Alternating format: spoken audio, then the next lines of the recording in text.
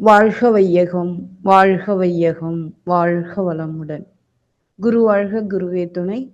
தெளிவு குருவின் திருமேனி காண்டல், தெளிவு குருவின் திருவார்த்தை கேட்டல், தெளிவு குருவின் திருநாமம் செப்பல், தெளிவு குருவருள் சிந்தித்தல் தாமே. திருநிலையம் அப்படின்னு ஏன் கொடுத்த அப்படின்னா, இந்த திருநிலையம், நிலையம் அப்படின்னா ஒரு இடம்னு அர்த்தம்.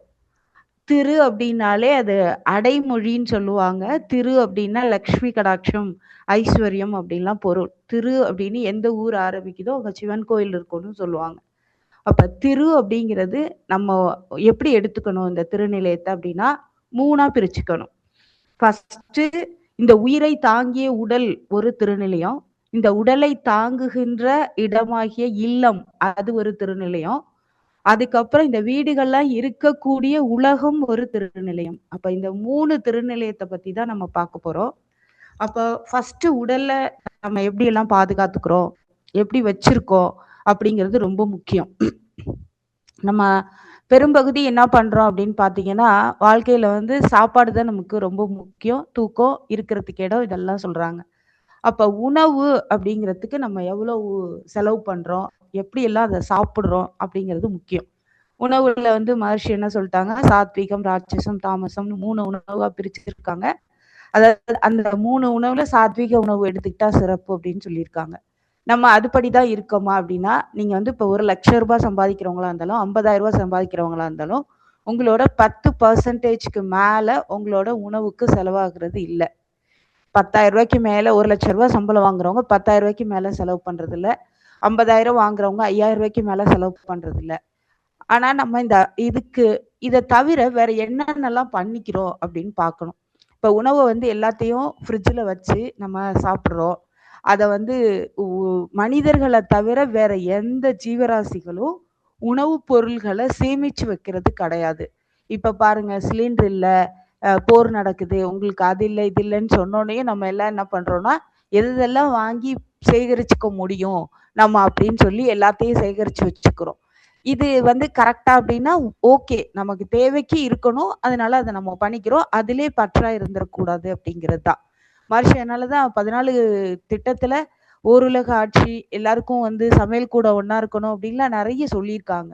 இதையெல்லாம் நம்ம எடுத்துக்கணும். சாப்பாடு ஏன் அந்த மாதிரி சாப்பிடக்கூடாது அப்படின்னா, பிரபஞ்சத்துக்கு 3 மட்டும்தான் தெரியும். ஒண்ணு ஆற்றல், இன்னொன்னு அதிர்வெண், அடுத்தது அலை இயக்கம்.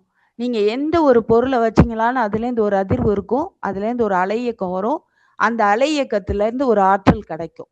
அப்ப இதை நீங்க வந்து மெயின்டைன் பண்ணணும். நம்ம வந்து சமைச்ச சாப்பாடை ஃப்ரிட்ஜுக்குள்ள வச்சு சாப்பிடக்கூடாது. புதுசா உள்ளதை சாப்பிடணும். அன்னன்னைக்கு உள்ளதை அன்னன்னைக்கு கிளியர் பண்ணிடணும். இதை ஒரு காலையில சமைச்சதை நைட் சாப்பிடும் போதே அதுலேருந்து வரக்கூடிய அலை இயக்கம், அந்த அதிர்வுனால ஏற்படுற அலை இயக்கம் மாறி நீங்க சாப்பிடும்போது ஆற்றல் ஓரளவுக்கு பரவாயில்லாம இருக்கும். அடுத்த நாள் ஆகும்போது அதுலேருந்து ஆற்றல், ஏன்னா அந்த உணவு டீகம்போஸ் ஆயிரும். அது டீகம்போஸ் ஆயிருக்கா ஆகலையான்னு நமக்கு தெரியாது. டீகம்போஸ் ஆயிருக்கும். நம்ம அது வந்து ஃப்ரிட்ஜில் வச்சதுனால நல்லா இருக்குன்னு நினச்சிக்கிறோம். நல்லா இருக்குன்னு நினச்சி அதை சாப்பிட்றோம். அதை சாப்பிடும்போது அதுலேருந்து வரக்கூடிய அலை இயக்கம் இருக்கு இல்லையா, அது என்ன ஆகும் அப்படின்னா நம்மளை பாதிக்கும். இதுதான் நோய் ஏற்படுறதுக்கு முக்கியமான காரணம். ஆன் தோஸ் டேஸ் பழைய நாள்ல எப்படியெல்லாம் இருந்திருக்காங்க அப்படின்னு பார்த்தீங்கன்னா, அப்போக்கேப்ப உணவு சமைச்சு சாப்பிட்ருக்காங்களே தவிர எது ஒன்றையும் சேகரித்து வச்சு சாப்பிடலை. சரிங்களா? அதே மாதிரி எல்லா நீங்க உணவு பதார்த்தங்களை வந்து நீங்க வந்து என்ன பண்றீங்க, ஸ்டோர் பண்றீங்க, அதை வந்து சேகரித்து வைக்கிறீங்க, சேமிச்சு வைக்கிறீங்கன்னா உப்பு, பருப்பு, அரிசி இதெல்லாம் நிறைய இருக்கலாம். மற்றது மளிகை சாமான்லாம் என்ன பண்ணணும்னா, ஒரு 15 நாளைக்கு ஒரு தடவை வாங்கிக்கிற மாதிரி வச்சுக்கலாம். மந்த்லி ட்வைஸ் நீங்க போய் அதை பர்ச்சேஸ் பண்ணிட்டு வந்து வைக்கலாம். டெய்லி போய் வாங்க முடியாது, அது வந்து காஸ்ட் ஜாஸ்தியாகும்.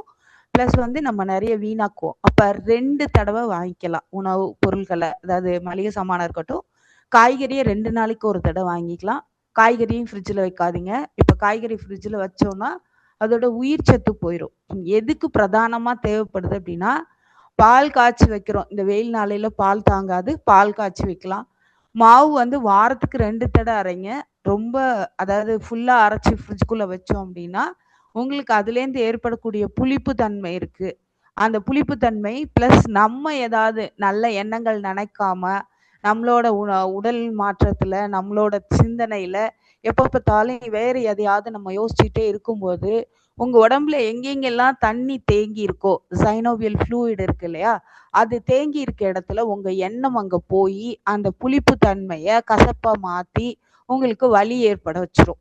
அதுல பிரதானமா நீங்க ஃப்ரிட்ஜுக்குள்ள வச்சிருந்து சாப்பிடுற சாப்பாடும் செய்யும்.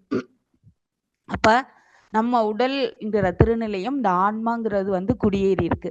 அப்ப இதை எப்படி நம்ம பார்த்துக்கணும் அப்படிங்கிறதுக்காக தான் இவ்வளவும் சொல்றேன்.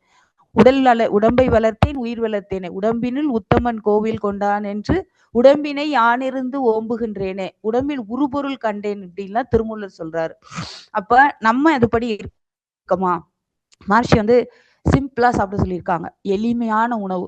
அது எப்ப எளிமையான உணவு வரும் அப்படின்னா, நமக்கு வந்து அன்னமய கோசத்திலே சிக்கி இருந்தோம் அப்படின்னா, நீங்க சாப்பிட்டுட்டே தான் இருப்பீங்க. அத சாப்பிடுறது, தூங்குறது, இனப்பெருக்கம் பண்றது, அடுத்தவங்கள பத்தி யோசிக்கிறதுக்கு டைம் இருக்காது. ரொம்ப செல்ஃபிஷா சாப்பாட்ட மட்டுமே இருப்போம்.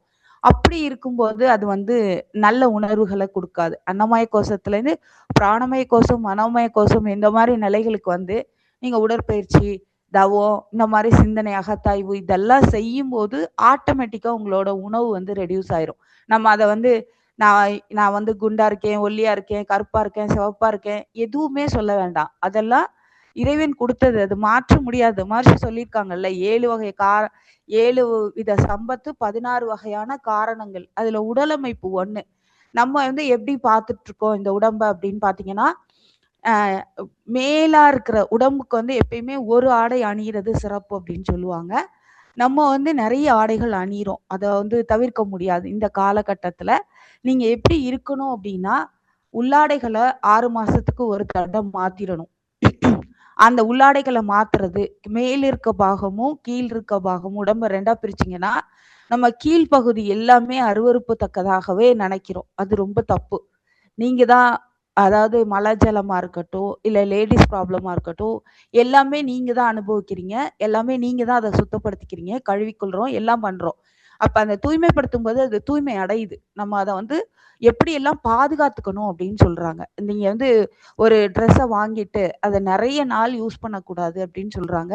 ஏன்னா அதோட அலை இயக்கம் மாறிடுது. அதோட அதிர்வு மாறும்போது அலை இயக்கம் மாறுது. அது பழசு ஆக ஆக இதாகுது அப்படின்னு சொல்றாங்க. அப்ப இந்த மாரி உடலுக்கு வந்து உணவு வந்து கரெக்ட்டா வச்சுக்கணும். நம்ம தேவையானத அப்பைக்கப்ப செஞ்சு சாப்பிடுற பழக்கத்த வச்சுக்கணும். கடையில ஆர்டர் பண்ணி சாப்பிடக்கூடாது. அவங்க எந்த எண்ணத்துல எப்படி செஞ்சாங்கன்னு தெரியாது. நீங்க யார் உணவு குடுத்தாலும் நம்ம ஓஜஸ் போட்டு தான் சாப்பிடுறோம். அப்ப அந்த உணவ நம்ம தூய்மைப்படுத்திட்டு சாப்பிட ஆரம்பிக்கிறோம். இது வந்து வெறும் உணவ ஸ்டோர் பண்றதும், சாப்பிடுறதும் மட்டும் சொல்லியிருக்கேன். அவங்கவங்க நல்ல எண்ணம்ங்கிற ஒரே சொற்றொடர் போதும் எல்லாத்துக்கும். நீங்க எவ்வளோ தூரத்துக்கு மோசமான உணவா இருந்தாலும் உங்களோட எண்ணம் நல்லா இருந்ததுன்னா கரெக்ட்டா இருக்கும். ஆனா நம்ம உடலுக்கு வே தீங்கு விளைவிக்கிற மாரி எந்த வேலையும் பண்ணிறக்கூடாது. ஏன்னா, எது நமக்கு எளிமையா கிடைச்சதோ அதான் வலிமையானது. ஆனா நம்ம அத யோசிக்க மாட்டோம். இப்ப வந்து பல்லு பார்த்துக்கணும், கண்ண பார்த்துக்கணும், காது பார்த்துக்கணும், எல்லாத்தையுமே பார்த்துக்கணும். தலையிலேருந்து கால் வரைக்கும் அத்தன அங்கங்களும் நமக்கு இறைநிலையால வழங்கப்பட்டது. இந்த பிரபஞ்சத்திலேருந்து கிடைச்சது. அப்ப இத நம்ம எப்படி பாதுகாக்கணும், வச்சிருக்கணும் அப்படிங்கிறதுக்கு மகர்ஷி வந்து எப்படி சொல்லியிருக்காங்கன்னா, வாழ்க்கை வளம் வ வாழ்க்கை வளம் அதாவது உயரத்துக்கு 5 படிகள் சொல்லுவாங்க. உடல் நலம், மனவளம், அதுக்கப்புறம் நட்பு நலம், அடுத்தது வச்சிருக்காங்க பாருங்க. கருமைய தூய்மை, லாஸ்ட் பிரம்ம ஞானம்னு வச்சாங்க. அப்ப நீங்க உடல் நலத்த பாதுகாக்கிறதுக்கு என்ன பண்ணியிருக்கோம்? காலையில எந்திரிச்சோனே தேடி கிழிச்சு போடுறோம். அ இத பண்றோம், அத பண்றோம்ன்னு செய்றோம். உடற்பயிற்சி பண்ணியிருக்கோமா? காய்கல்பம் பண்ணியிருக்கோமா? உடல் நலத்த பேணி பாதுகாக்கிறதுக்கு என்ன பண்றோம்? எல்லாருக்கும் 24 மணி நேரம். 8 மணி நேரம் வேலைக்கு வச்சுக்கோங்க. 8 மணி நேரம் தூக்கத்துக்கு வச்சுக்கோங்க. மிச்சம் 8 மணி நேரம் இருக்கு. 24ல 16 போனாலும். 8 மணி நேரம் கரெக்ட்டா தூங்குறீங்களா? இல்ல கரெக்ட்டா பண்றோமா? அதெல்லாம் தெரியாது. ஆனா 8 மணி நேரம் பிரிச்சிருக்காங்க. 3 8ஆ பிரிச்சிருக்காங்க. அந்த 3வது 8ல ஒரு 5 மணி நேரம் ஹவுஸ் ஹோல்டிங் அந்த ஹவுஸ் கீப்பிங் அந்த மாரி திங்ஸ் எல்லாம் பண்றதுக்கு ஆகும். மிச்சம் 3 மணி நேரம் இருக்கத உங்களுக்காக ஒரு 3 மணி நேரம் ஒதுக்கணும். ஒதுக்கி உங்கள நீங்க பார்த்துக்கணும். உங்கள்ட்ட நீங்க பேசணும். Self correction, self acceptance, self அவேர்னஸ்ன்னு சொல்லுவாங்க. நம்ம எல்லாத்தையும் கரெக்ட்டா பண்ணியிருக்கோமா? செல்ஃப் கரெக்ஷன் எப்படி வரும்னா, நீங்க வந்து தவம் பண்ணி, தற்சோதனை பண்ணி எல்லாம் பண்ண நம்மள நாமே கரெக்ட் பண்ணிக்குவோம். கரெக்ஷன் வந்து வேற யாரும் பண்ண வேண்டாம். நீ இது பண்ணது தப்பு, ரைட்டுன்னு யாரும் சொல்ல வேண்டாம். உங்களோட மனசுல நீங்க கேட்டுக்கோங்க. நான் இன்னைக்கு காலையில உடற்பயிற்சி பண்ணுனேன், தவம் பண்ணுனேன். அப்ப வந்து தகாத செயல்கள செய்யக்கூடாது. எல்லாமே தகுறதா செய்யணும். அப்ப அதுக்கு தான் எத்திக்ஸ்ன்னு சொல்லுவாங்க. எத்திக்ஸ்னா டூஸ் அண்ட் டோன்ட்ஸ். நம்ம என்ன தெரிஞ்சுக்கணும், எத செய்யக்கூடாதுங்கிறத தெரிஞ்சுக்கணும். அப்ப ஆட்டோமேட்டிக்கா செய்யறது நமக்கு தெரிஞ்சு போயிரும். அதுக்கு அடுத்தது என்ன சொல்லுவாங்க அப்படின்னா, உடல் நலத்துக்கு உடற்பயிற்சி, காய்கல்ப பயிற்சி, அகத்தாய்வு, சாப்பாடு, இது உணவு. மகரிஷி வந்து 5ல் அளவு முறை சொல்லியிருக்காங்க. அப்ப அந்த இதுல நம்ம கரெக்ட்டா இருக்கோமா? உணவு, உழைப்பு, உறக்கம், பாலுறவு, எண்ணம், இதுல எல்லாம் நம்ம கரெக்ட்டா இருக்கோமா? இது எல்லாத்தையும் நம்ம வந்து கரெக்ட்டா அ ம் எல்லாத்தையுமே எப்படி யூஸ் பண்ணணும்னு பார்த்தீங்கன்னா, மிகாமலும், குறையாமலும். அதுதான் ரொம்ப முக்கியம். நம்ம எல்லாத்தையும் தூய்க்கிறது அப்படின்னா, என்ஜாய்மென்ட்ன்னு சொல்லுவாங்க. அனுபவம் சொல்றோம் இல்லையா? ஒண்ணு ஜாஸ்தியா இருக்கும், இல்ல கம்மியா இருக்கும். அந்த கன்சிஸ்டன்சி அளவுகோல் இருக்குல்ல, அது நமக்கு வந்து கரெக்ட்டா இருக்கணும். அப்படி கரெக்ட்டா இருந்தது அப்படின்னா, நீங்க என்ன நெனச்சீங்களோ அது பிரபஞ்சம் குடுக்குங்க. நீங்க வந்து இப்ப உணவு சாதாரண பேசிக் கம்யூனிட்டீஸ்ன்னு சொல்றோம்ல, அது ஃபுல்லாவே நமக்கு பிரபஞ்சம் குடுத்துட்டே இருக்கும். நீங்க அத ஏற்றுக்கொள்றதுக்கு தான் உங்களுக்கு தெரியல. ஏன் தெரியல அப்படின்னா, நம்ம எல்லாத்தையுமே பெருசு பெருசா நெனைக்கிறோம். அது தர சின்ன சின்ன விஷயத்துல அதுல நம்ம சந்தோஷம் அடையறது இல்ல. அதுல மகிழ்ச்சி அடையறது இல்ல. அது நமக்கு நிறைவா கிடைச்சதுன்னு நெனைக்கிறது இல்ல. அந்த நிறைவு வர்றதுக்கு தான் மகரிஷி தவம் பண்ண சொல்லியிருக்காங்க. தற்சோதனை பண்ண சொல்லியிருக்காங்க. உடல் நலத்த பேணி பாதுகாத்துட்டு, மன வளத்த பார்த்துக்கணும் அப்படின்னு சொல்லியிருக்காங்க. அப்ப அந்த மனவளம் இருக்கும்போது என்ன ஆகும் உங்களுக்கு? எல்லாத்துலயும் ஒரு நிறைவு. அந்த ஃப்ரீக்வன்சியோட நம்ம டியூன் ஆயிக்கணும். அதுலேருந்து அட்டைன்மென்ட் கிடைக்கும்னு சொல்றாங்க. இப்ப செல்ஃப் கரெக்ஷன், செல்ஃப் அக்செப்டன்ஸ். நான் சொல்லிட்டேன். உடல்ல வந்து ட்ரெஸ் வந்து ரொம்ப முக்கியம்.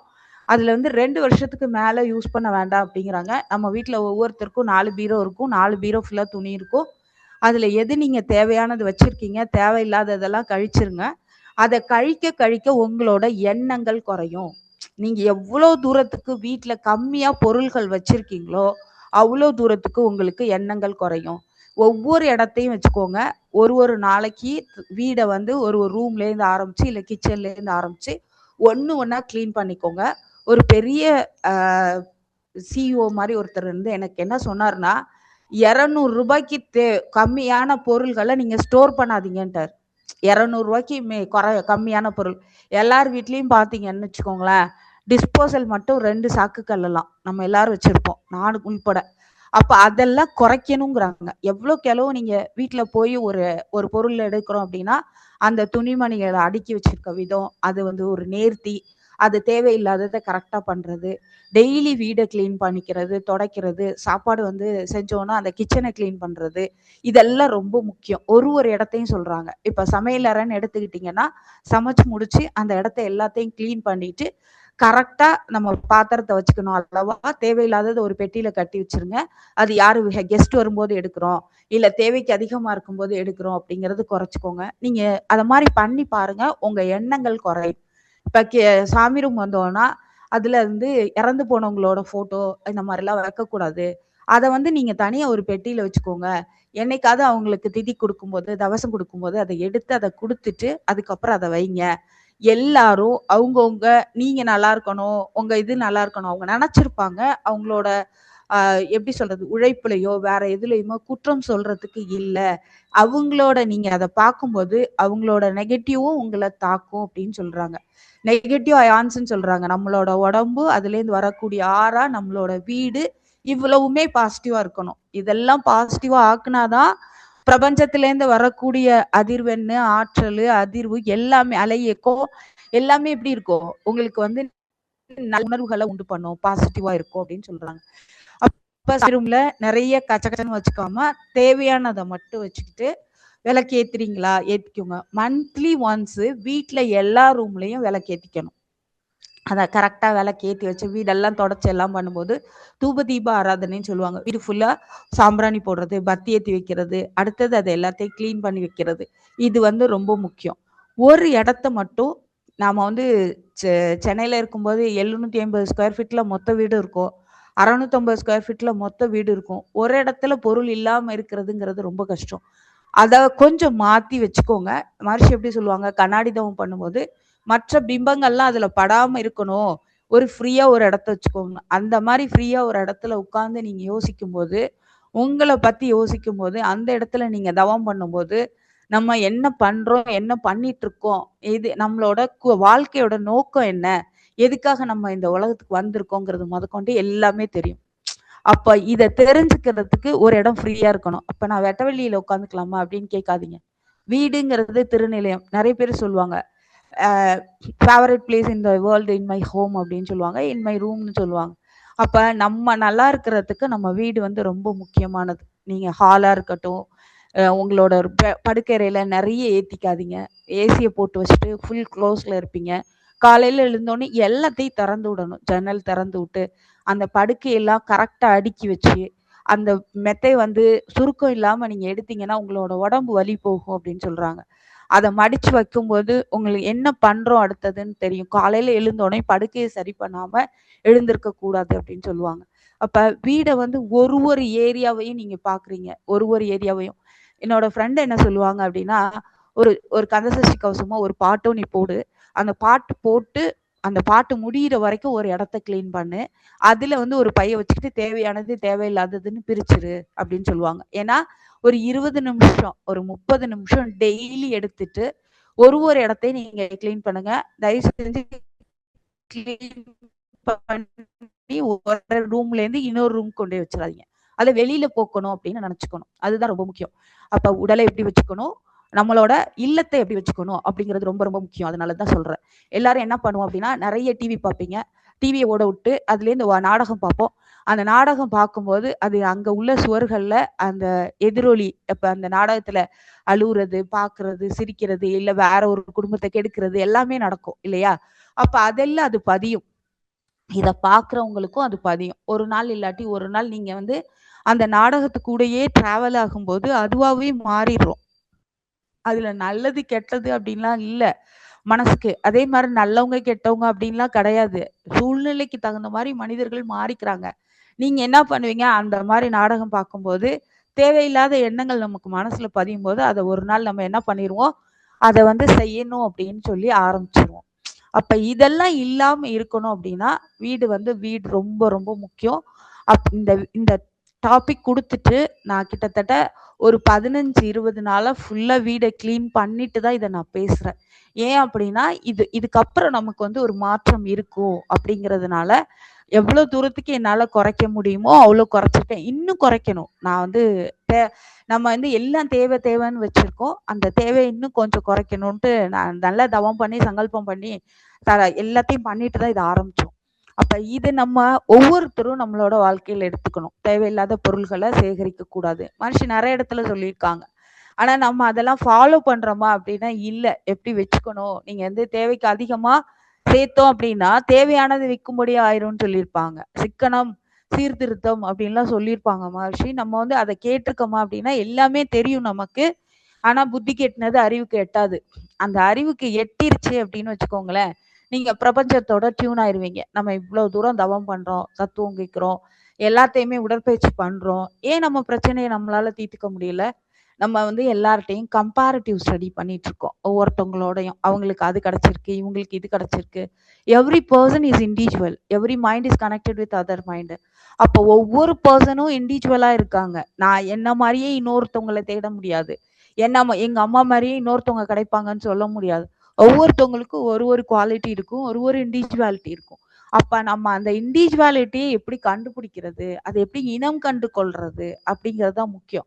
உங்களுக்கு ஒரு நல்ல குணம் இருக்கும். அத நீங்க எடுத்துக்கணும். இதெல்லாம் எப்ப உணர முடியும் அப்படின்னா, நெறைய பேர் வீட்ல துணி காலையில காய வச்சோம் அப்படின்னா, அத எடுத்து மடிக்கிறது இல்ல.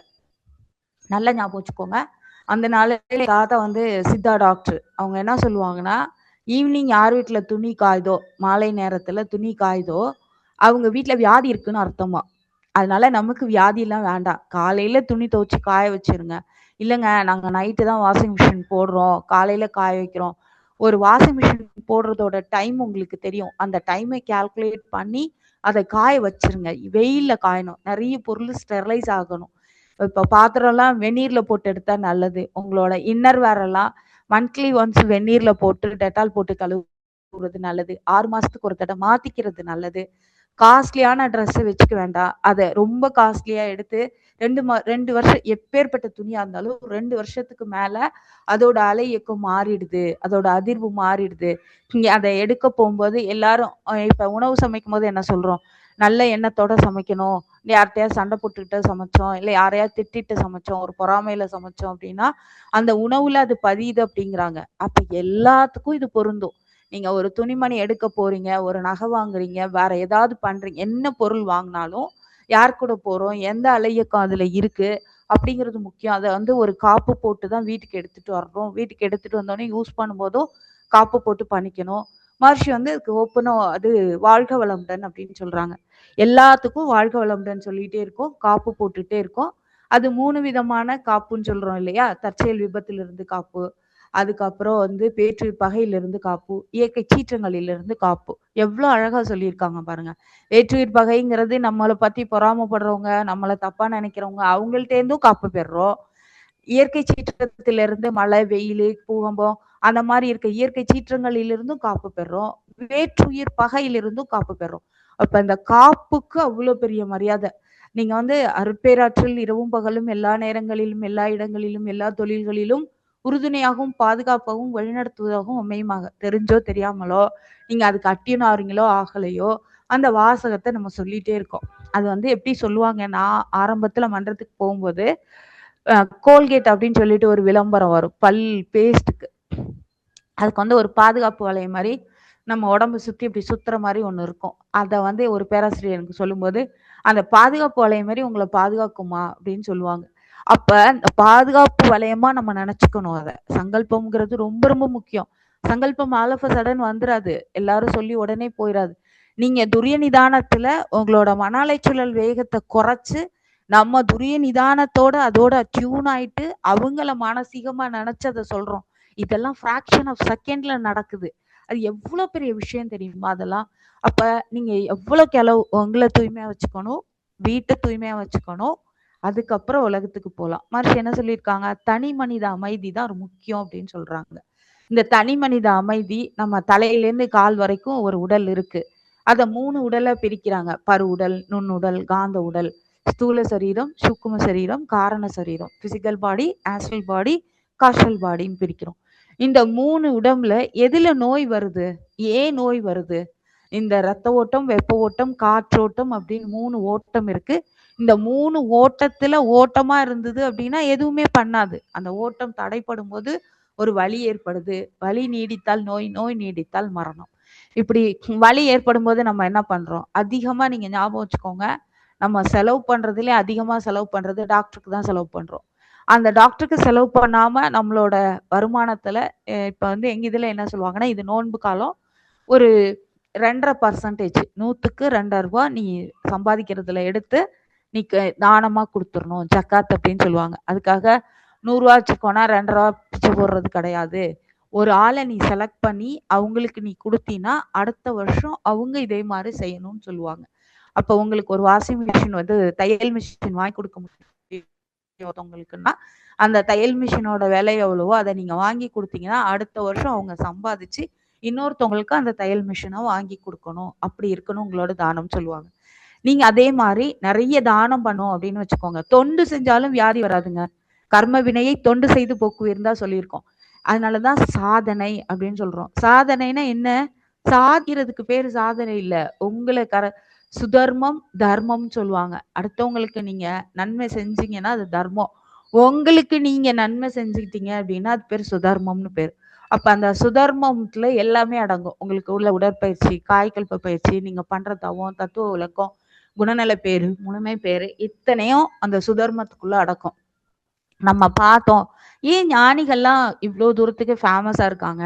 ஞானிகளுக்கெல்லாம் மட்டும் ஏன் எண்ணங்கள் ஈடேறுது? அவங்க நெனச்சதெல்லாம் ஏன் நடக்குது? மறுதலை இல்லாம இருக்கு.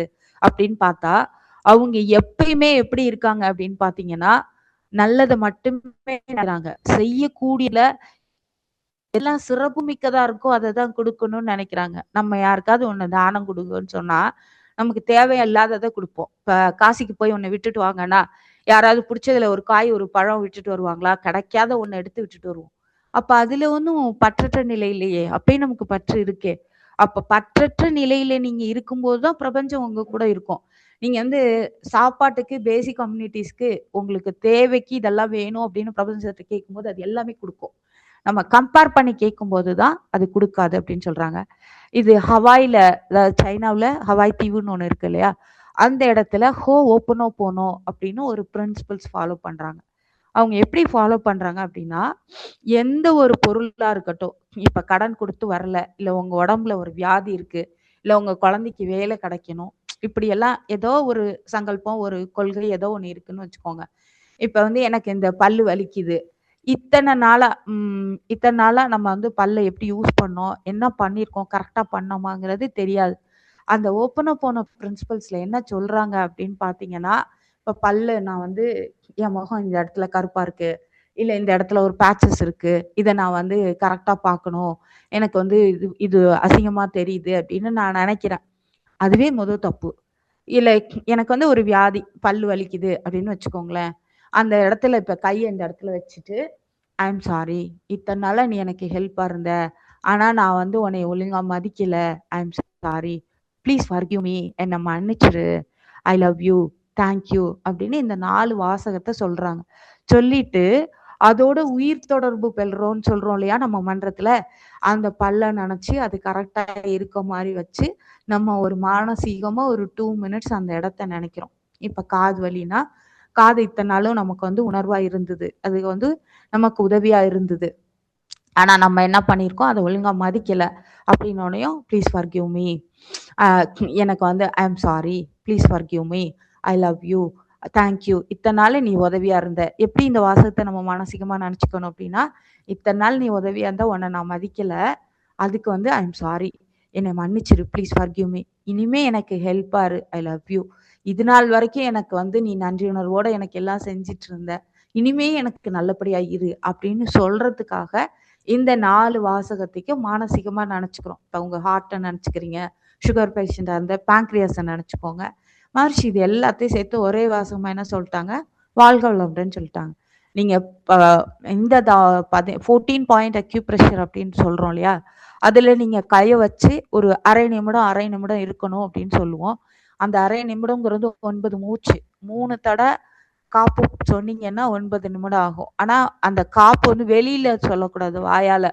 எப்படி சொல்லுவாங்க? ஒரு மந்திரத்த நீங்க நெனச்சீங்க அப்படின்னா, அத சொல்றது ஒரு விதம். பஷ்யந்தே அதுக்கப்புறம் அத முணுமுணுக்கிறது வாயால. ஃபர்ஸ்ட்டு சொல்றது, அடுத்தது முணுமுணுக்கிறது. மத்திமா அப்படின்னு பேரு. அதுக்கு அடுத்தது அந்த வாசகத்த மனசால சொல்றது, நெனைக்கிறது அப்படிங்கிறது பஷ்யந்தி. அதுவாவே மாறுறது பரா அப்படின்னு சொல்லுவாங்க. அப்போ ஓம் நமச்சிவாயன்னு சொல்றதுக்கு ஒண்ணு, ஓம் நமச்சிவாய மொணமொணக்கிறது ஒண்ணு, ஓம் நமச்சிவாயவ மனசுக்குள்ள சொல்றது, அதாவது அத நெனைக்கிறது ஒண்ணு, அதுவாவே ஒன்றி போறது பரா. பரா அப்படின்னு சொல்லுவாங்க. நீங்க அப்ப வந்து எப்படி ஆஞ்சநேயர சொல்லுவாங்களோ, இப்ப நீங்க வந்து ஸ்ரீராமஜெயம் அப்படிங்கிறத நீங்க நின்னுட்டு சொன்னீங்க. அதாவது உட்காந்துட்டு சொன்னீங்கன்னா, ஆஞ்சநேயர் நின்னுட்டு சொல்லுவாராம். நீங்க வந்து படுத்துட்டு சொன்னீங்கன்னா, ஆஞ்சநேயர் உட்காந்துட்டு சொல்லுவாரு. நீங்க வந்து தூங்கிட்டு சொன்னீங்கன்னா, அவர் உட்காந்துட்டு அதாவது நின்னுட்டு சொல்லுவாரு. நீங்க நின்னுட்டு சொன்னா, அவர் பறந்துட்டு சொல்லுவாரு அப்படின்னு சொல்லுவாங்க. அப்ப அதே மாரி தான் இந்த பரா அப்படிங்கிறதோட நம்ம ஒன்றி போகணும். அந்த அளவுக்கு உங்களோட மைண்ட டியூன் ஆக்கிக்கணும். நம்ம வந்து எப்படி சொல்றோம்? செந்தமிழும் சித்திரமும் கைப்பழக்கம், செந்தமிழும் நாப்பழக்கம், மனதில் வைத்ததொரு மனப்பழக்கம் அப்படின்னு சொல்றாங்க. அந்த ஒழுக்கம் அப்படிங்கிறதெல்லாம் வந்து இன்ப நேச்சர். ஆனா நம்ம வந்து ஒரு குணத்த மாத்த முடியாது. அந்த குணம் வந்து வேறொரு குணமா தான் மாறும். அதாவது ஒரு குணத்த அழிக்க முடியாது. ஆற்றல் மர கோட்பாடு மாரிதான். ஜேகே அதனாலதான் என்ன சொல்லியிருக்காரு? ஒரு குணம் மறைந்தால் மற்றொரு குணமாக மாறும். மகரிஷி அதனால அருகுண சீரமைப்பு அப்படின்னு குடுத்துட்டாங்க. பேராசை, சினம், கடும்பற்று, முறையற்ற பால் கவர்ச்சி, உயர்வு தாழ்வு மனப்பான்மை, வஞ்சம். எல்லாருக்குமே இந்த அருகுணத்த சொல்றது கடகடன்னு வரும். அந்த அருத்த குணத்த சொல்லணும் இல்லையா? அது மாறுனத இப்ப நான் வந்து சொல்லி சொல்லி தான் சொல்லி பார்ப்பேன். நான் அடுத்த தடவ பிராக்டிஸ் எப்படி வச்சுக்கணும்னா, இந்த நிறைமனம் பேராசை வந்து நிறைமனமா மாறுது. அது கற்பு நெறியா மாறுது. ஈகையா மாறுது. ம் ஒழு அ ஒழுங்கற்ற முறையற்ற பால் கவர்ச்சி கற்பு நெறியா இருக்கு. மன்னிப்பு வந்து வஞ்சம் மன்னிப்பா மாறுது. இத தான் நம்ம வந்து எப்படி ஊறு போடணும் மனசுல. அப்ப இதே மாரி மாத்திக்கும்போது பி பாசிட்டிவ். எப்பயுமே எப்படி புத்தர் சொல்ற மாரி, "உனக்கு 32,000 நல்லெண்ணங்கள் இருக்கு" அப்படின்னு சொல்லும்போது புத்தர் கேட்டாராம். "அப்ப 32,000 தீயெண்ணங்களும் உனக்கு இருக்குல்ல? ஒரு நல்லெண்ணம் தோன்றும்போது ஒரு தீயெண்ணமும் தோன்றும்ல. அத நீ பேலன்ஸ்டா வச்சுக்கோ" அப்படின்றாங்க. இப்ப நீங்க வந்து ஒரு நல்ல காரியம் செய்யணும் அப்படின்னா, அத மேல மேல மேல நல்லதையே மட்டும் நெனச்சுக்கிட்டே இருக்கணும். அதனால தான் என்ன சொல்றாங்க, பி பாசிட்டிவ், எவர் பாசிட்டிவ். எப்பயுமே பாசிட்டிவா இருக்கணும். அந்த அடுத்ததுக்கு போகவே கூடாது. நமக்கு வந்து இப்ப நியூஸ் பேப்பர் பார்த்தோம், இல்ல டிவிய பார்த்தோம், எல்லாமே பார்த்தோனே நமக்கு என்ன புரியும், நம்மளோட மைண்ட் வந்து ஃபோட்டோ ஷாப்பிங் மைண்டுன்னு சொல்லுவாங்க. 18 செகண்ட்ஸ்ல எல்லாத்தையும் அப்படியே கிளவரா கண்ட்ரோல் பண்ணி எல்லாத்தையும் மைண்ட்ல ஃபோட்டோ பண்ணிரும். ஆனா நம்ம வந்து நல்லத எடுத்துக்கவே மாட்டோம். கெட்டதுக்கு தான் அதிகமா பலம் குடுப்போம். அது கூட தான் ட்ராவல் ஆவோம். அப்ப அது வந்து நமக்கு தேவையில்லாத ஒண்ணு. நமக்கு ஏன் அது வேணும்? பாசிட்டிவா இருக்கிறதுக்கு என்ன வேணுமோ அத எடுத்துக்கலாம். இப்ப நியூஸ் பேப்பர படிக்கும்போது, அதுல வந்து எதுவும் செய்தி வர்றதில்ல. ஒருத்தவங்களோட கருத்து தான் இருக்கு. நம்ம அந்த கருத்து தேவைன்னா எடுத்துக்க போறோம். தேவையில்லாட்டி விட்டுற போறோம். இப்ப வந்து நெறைய பேரு இப்ப ஸ்கூல், காலேஜஸ் மூடிட்டாங்களா? மறுபடியும் லாக்டவுன் வருமா? மறுபடியும் இது நடக்குமா? அது நடக்குமா? ஒண்ணுமே நடக்காதுங்க. இப்போ கொரோனால அவங்கவங்க பட்ட பாடு போதும்ன்னு சொல்லிட்டு, இத எப்படி வழி நடத்தி கொண்டு போகலாம் அப்படின்னு தான் எல்லாரோட எண்ணமும் இருக்கு. அப்ப பிரபஞ்சம் அதுதான் வழிநடத்தும். நீங்க ஒரு சில காலேஜஸ் வந்து க்ளோஸ் பண்றாங்க. திருப்பி என்ன பண்ணிட்டாங்க அப்படின்னா, எல்லாரும் மூடலாம், நம்ம மட்டும் முன்னாடியே மூடிட்டோமோ அப்படின்னு நெனச்சு திறந்து விட்டாங்க. இன்னைக்கு ஒரு காலேஜ் வந்து அதான் அவங்க வந்து 2 வாரம் லீவ் விட்டு அனுப்பியிருக்காங்க. ஆனா இதெல்லாம் மாறும். எல்லாமே நிலையானது இல்ல. எங்க காலேஜ்ல உடனே எல்லாரும் யோசிக்கிறாங்க, லீவ் விடுவாங்களா? கண்டிப்பா கிடையாது. நமக்கு வந்து இன்னும் 6 மாசத்துக்கு மூடுனாலும் எல்லார் வீட்லயும் சாப்பிடறதுக்கு பொருள் இருக்கு. எப்படி சாப்பிடுறதுன்னு தான் நமக்கு தெர்ல. நம்ம எப்பயுமே ஒரே பேட்டர்ன்ல இருக்கிறோம். அந்த பேட்டர்ன உடைக்கணும். நீங்க வந்து இப்ப சுகர் பேஷண்ட் ஒரே பேட்டர்ன்ல சாப்பிடுறது, ஒரே மாதிரி இருக்கிறது தான் உங்களுக்கு வியாதி ஜாஸ்தியாகும். நீங்க வந்து கருப்பு கவுனி அரிசி சாப்பிடுறீங்க, நாளைக்கு மாப்பிள்ளை சம்பா சாப்பிடுறீங்க, கருங்குருவை சாப்பிடுறீங்க. இப்படி பாரம்பரிய அரிசினா ஒரு நாளைக்கு ஒண்ணு ஒண்ணு. அடுத்தது அ சிறுதானியங்கள் எடுத்துக்கிட்டீங்கன்னா, அதே மாரி ஒண்ணு ஒண்ணு. நம்ம எப்பயுமே சலவைக்கு போட்ட மாரி அப்படியே வெள்ளையா இருக்கணும் இட்லி, வெள்ளையா இருக்கணும் சாதம், வெள்ளையா இருக்கணும் எல்லாம்ன்னு சாப்பிடுறோம். வெள்ளைய அவாய்ட் பண்ணிறணும். அத நிறுத்தணும். இப்ப வந்து சொல்லுவாங்க, புளிய கரைச்சா என்ன இருக்கும்? அந்த தண்ணி மாறும். வெல்லத்த கரைச்சா எப்படி இருக்கும்? தண்ணி மாறும். எல்லாமே தண்ணி மாறும். எது மாறாது? உப்பு கரைச்சா மட்டும் மாறவே மாறாது. அதனால தான் அயோடின்னு ஒரு கன்டென்ட்ட எதுல சேர்க்கலான்னு பார்த்தா எல்லாருக்கும் கிடைக்கணும். அப்படிங்கிறதுனால பிரபஞ்சம் எப்படி ஒரு அறிவ அவங்க கலந்தவங்களுக்கு குடுத்துருக்கு பாருங்க. அப்போ உப்போட கலக அப்படின்னு சொல்லிட்டாங்களாம். உப்பு எல்லாருமே ஒரே மாதிரி தான் அளவா யூஸ் பண்ணுவாங்க. உப்பு யாரும் நெறைய அள்ளி போட்டுக்க மாட்டாங்க. சர்க்கரை வேணா கூடுதல் குறைச்சிருக்கும். புளிப்பு வேணா கூடுதல் குறைச்சிருக்கும். கசப்பு வேணா கூடுதல் குறைச்சிருக்கும். ஆனா உப்பு எல்லாரும் என்ன பண்ணுவோம்? ஒரே அளவா தான் யூஸ் பண்ணுவோம். அதனால தான் அயோடின்ற கன்டென்ட் எதுல வந்திருக்கு? உப்புல வந்திருக்கு. நீங்க இப்படி ஒவ்வொன்னையும் யோசிச்சு பார்த்தீங்க அப்படின்னா, அதோட நல்லத நம்ம அப்பதான் உணர முடியும். நீங்க வந்து ஃபர்ஸ்ட்டு இதெல்லாம் இப்படி ஒவ்வொருத்தவங்களும் தனியா மாறிட்டாங்கன்னு வச்சுக்கோங்களேன். ஒரு தனி மனித அமைதி. மகர்ஷி அதானே சொல்லியிருக்காங்க. நம்மளோட நோக்கம் என்ன? முக்தி அடையறதா? இல்ல இறந்து போனோனே நல்ல இடத்துக்கு போணும். சாலோக்கியம், சாமீபியம், அந்த சாருச்சியம், லாஸ்ட் ஸ்டேஜ்க்கு போறதா? நமக்கு தெரியுமா அது? தெரியாது. ஆனா குரான்ல ஒரு வாசகம் இருக்கும். 40 நாளைக்கு முன்னாடி நீங்க இறந்து போறீங்க அப்படின்னா, உங்களோட விஷயங்கள் எல்லாமே தெரிஞ்சிரும். ஆனா வந்து செத்து போவோன்றது தெரியாது. 40 நாளைக்கு முன்னாடிலேருந்து அவங்க பேசக்கூடிய வாசகங்கள், சொல்லக்கூடிய இதெல்லாம் அப்ப நம்ம இறந்ததுக்கு அப்புறம் நம்ம சொல்லுவோம். இப்படி சொல்லிட்டு போனாங்க, அப்படி சொல்லிட்டு போனாங்க அப்படின்னு. ஏன்னா 40 நாளைக்கு முன்னாடி நமக்கு தெரிஞ்சிரும் அப்படின்னு சொல்றாங்க. நம்ம சாகுற வரைக்கும் அவேர்னஸோட இருக்கணும். விழிப்புணர்வோட இருக்கணும். நமக்கு தெரிஞ்சு உயிர் பிரியணும். இது பெரிய பாக்கியம். அப்ப அந்த அளவுக்கு நீங்க பிராக்டிஸ் ஆகணும் அப்படின்னா, ஒவ்வொன்னத்தையும் கரெக்ஷன் தான் ரொம்ப முக்கியம். Self correction. யாரையும் போய் கரெக்ட் பண்ணவே வேண்டாங்க. வீட்ல நீங்க ஃபர்ஸ்ட் கரெக்ட் ஆயிக்கோங்க. உங்க பிள்ளைங்க தன்னால உங்கள பார்த்து மாறுவாங்க. உங்க ஹஸ்பண்ட் உங்கள பார்த்து மாறுவாங்க. நம்ம எல்லாரையும் கை காட்டி காட்டி பசியே பழக்கம். நீ மாறல, நீ செய்யல, நீ பண்ணல அப்படின்னு சொல்லிட்டே இருக்கோம். நம்ம எப்பயுமே என்ன பண்ணணும்? மாற்றம் எங்கேருந்து வரணும்? தன் மாற்றத்திலேருந்து தான் வரணும். அப்ப சுய மாற்றம் அப்படின்னு சொல்றாங்க. அது எதுல கிடைக்கும்? சுய பரிசோதனையில கிடைக்கும்.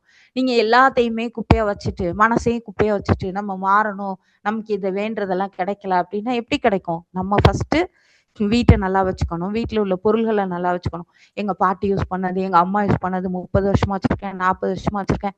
தயவு செஞ்சு மாத்திருங்க அப்படின்னு சொல்றாங்க. உங்களுக்கு வந்து அந்த சென்டிமெண்ட் வேண்டாம் அப்படிங்கிறாங்க. நம்ம எல்லாமே என்ன பண்றோம்? அப்ப பற்றுக்குள்ள போயிர்றோம். அது வந்து ரொம்ப பற்றா இருக்கு. சில இதுக்கா தங்கத்தை எல்லாம் விக்க முடியுமா அப்படின்னு கேட்காதீங்க என்ன. அதெல்லாம் நீங்க மாத்திக்கிறது, வச்சுக்கிறது உங்களோட பழக்கம். எவ்ளோ தூரத்துக்கு பொருள்கள்ல அதாவது இப்ப பிளாஸ்டிக் பொருள நெறைய யூஸ் பண்ண வேண்டாம். அத குறைச்சுக்கலாம். துணிமணிகள குறைச்சுக்கலாம். தேவையில்லாத பேப்பர்ஸ நெறைய சேர்த்து வச்சிருப்போம். அத குறைச்சுக்கலாம். ஒரு பேனாக்கு பதிலா 100 பேனா வச்சிருப்போம். அத குறைச்சுக்கலாம்.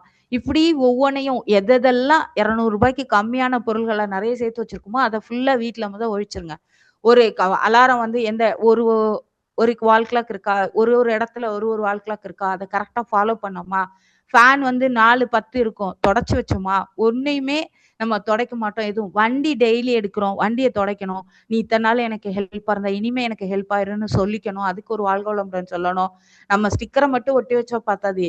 வண்டியில ஏறும்போது காப்பு சொல்றோம். காப்போட வாழ்க வளமுடன் சொல்லிட்டு தான் போறோம். அப்ப நீங்க ஒவ்வொரு தடவ சொல்லும்போதும் என்ன பண்றோம்? செல்ஃபா நம்மளோட மனோன்மணியத்த ஆக்டிவேட் பண்ணிட்டே இருக்கோம். ஹைப்போதாலமஸ் ஆக்டிவேட் ஆயிட்டே இருக்கு. வாழ்க வளமுடன், வாழ்க வளமுடன் சொல்ல சொல்ல. அது நமக்கு யாரும் உங்கள கிண்டல் பண்ணாலோ, இது பண்ணாலோ அத பத்தி கவலையே பட வேண்டாம். நமக்கு என்ன உண்டோ அத நம்ம செஞ்சுட்டு போயிட்டே இருக்கலாம். அப்போ செல்ஃப் கரெக்ஷன் பண்ண பண்ண நீங்க எல்லாமே என்ன பண்ணுவீங்க? இது இது எனக்காக நடந்தது இல்ல. இது இதுக்காக நடந்தது. இது பரவால்ல அக்செப்ட் பண்ணிக்கலாம். அப்படிங்கிற அக்செப்டன்ஸ் வரும். அதனால தான் மகரிஷி என்ன சொல்லியிருக்காங்க? அவேர்னஸ் இருந்தது அப்படின்னு வச்சுக்கோங்களேன். அந்த அட்ஜஸ்ட்மென்ட், டாலரன்ஸ் அதெல்லாம் வந்துரும். அப்ப சர்வீஸ் நீங்க பண்ண பண்ண அட்ஜஸ்ட்மென்ட் வரும், டாலரன்ஸ் வரும். இதெல்லாம் கிடைக்கும். இதெல்லாம் விழிப்புணர்வோட பண்ணணும். விழிப்புணர்வோட தான் செல்ஃப் கரெக்ஷன் பண்ண முடியும். நீங்க விழிப்புணர்வோட இருந்தா தானே நீங்க பண்றது தப்புன்னே தெரியும். நம்ம எல்லாமே correct. I am always correct அப்படின்னு சொல்ல முடியாது. Maybe correct. நான் கரெக்ட்டா இருக்கலாம் அப்படின்னு தான் யோசிக்கலாமே தவிர, நான் செய்றதெல்லாம் கரெக்ட். நான் வச்சது தான் சட்டம் அப்படின்னு சொல்லவே முடியாது. எந்த இடத்துலயும் சொல்ல முடியாது. அப்ப எந்த இடத்துலயுமே உங்க வீட்லயே சொல்ல முடியாது அப்படின்னா, நீங்க வேலை பார்க்குற இடத்துல சொல்ல முடியாது. சமுதாயத்துல சொல்ல முடியாது. எதுவுமே சொல்ல முடியாது. அது சமுதாயத்துல எல்லாம் சொல்றதுக்கு இப்ப புத்தர் ஒரு வீதி வழியா நடந்து போனாங்க அப்படின்னா, 8 கிலோமீட்டருக்கு 8 கிராமத்துக்கு அவங்களோட ஆறா பாசிட்டிவா இருக்கும் அப்படிங்கிறாங்க. ஒரே ஒருத்தவங்க ஒரு பெரிய ஞானியோட எண்ணம் 90,000 மடங்கு அது அந்த இடத்த பாசிட்டிவ் ஆக்கும் அப்படின்னு சொல்றாங்க. நம்ம பாசிட்டிவா இருந்து, நம்ம வீடு பாசிட்டிவா இருந்ததுன்னா, உலகம் ஆட்டோமேட்டிக்கா பாசிட்டிவ் ஆயிரும். அப்ப இதுக்கு எது வேணும்? உள்ளதை உணரணும், நல்லது செய்யணும், ஆட்டோமேட்டிக்கா அல்லவை போயிரும். இல்லையா? அல்லதை விடணும். எது தெரியாததை தெரிந்து கொள்வது உண்மையான அறிவு அப்படின்னு சொல்லுவாங்க. எதெல்லாம் நமக்கு தெரியல, ஓகே. இதெல்லாம் எப்ப கத்துக்க போறோம்? நியூரல் நெட்வொர்க் ரொம்ப முக்கியம். நியூரல் நெட்வொர்க்குங்கிறது நம்மளோட மூளை. எல்லா செல்ஸும் அழிஞ்சா மறுபடியும் உருவாகும். மூளை செல்ஸ் மட்டும் அழிஞ்சதுன்னு வச்சுக்கோங்களேன், உருவாகாது. நீங்க ரொம்ப யோசிச்சீங்க, குடியிருந்து கவலைப்பட்டீங்க அப்படின்னா, மூளை செல்ஸ் டெட் ஆயிட்டே இருக்கும். அப்ப டெட் ஆக ஒரு 30 வயசு தோற்றம் 45 வயசுக்கு ஆயிரும்.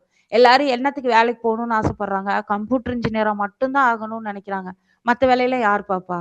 கம்ப்யூட்டர் இன்ஜினியர் அத்தன பேர் ஆனா, எல்லாரும் தேர்லயே உட்காந்துக்கணும்னா, தேர யாரு இழுப்பா? அப்ப தேர் இழுக்கிறதுக்கும் ஆள் வேணும்ல. அதே மாரி முதன்மையான தொழில் அப்படிங்கிறது எதுன்னு ஃபர்ஸ்ட் பார்க்கணும். அந்த நாளையில என்ன பண்ணியிருக்காங்க? மீன் பிடிக்கிறது, விவசாயம் பண்றது, கட்டடம் கட்டுறது, சமையல் பண்றது, நெசவு நெய்றது. இந்த 5 தொழில் தான் முதன்மையான தொழில். அதுக்கப்புறம் இது மட்டுமே பத்தல அப்படிங்கிறதுனால தான் 1800கள்ல இண்டஸ்ட்ரியல் ரெவல்யூஷன்ஸ்ன்னு சொல்லி உற்பத்தி பண்றதுக்காக இண்டஸ்ட்ரியல் தொழில்லாம் வந்திருக்கு. அதுல மெக்கானிக்கல் இன்ஜினியர், எலக்ட்ரானிக், எலக்ட்ரிக்கல் இத மாரி நெறைய இன்ஜினியர்ஸ் எல்லாம் இருக்காங்க. நீங்க எல்லாரையுமே உங்க பிள்ளைங்க எல்லாருமே கம்ப்யூட்டர் போகணும். கம்ப்யூட்டர் மட்டும் அந்த ஐடி ஜாப் மட்டும் தான். Information technology. இப்ப பார்த்தீங்கன்னா, மெஷின் லேர்னிங் முடிஞ்சு ஆர்டிஃபிஷியல் இன்டெலிஜென்ஸ் முடிஞ்சு குவாண்டத்துல போயிட்டு இருக்கு. நம்ம ஆல்ரெடியே மகர்ஷி குவாண்டம் சொல்லிட்டாங்க. வேற ஒண்ணும் இல்ல. எல்லாமே அலை இயக்கங்க. நீங்க என்ன நினைக்கிறீங்களோ அதுவே நடக்கும். அதுவே மாறும். எது உன்னை தேடிக்கொண்டு இருக்கிறாயோ அது உன்னை தேடிக்கொண்டு இருக்கிறது அப்படிங்கிறாங்க. நம்ம நல்லதா தேடணும். அது ரொம்ப முக்கியம்.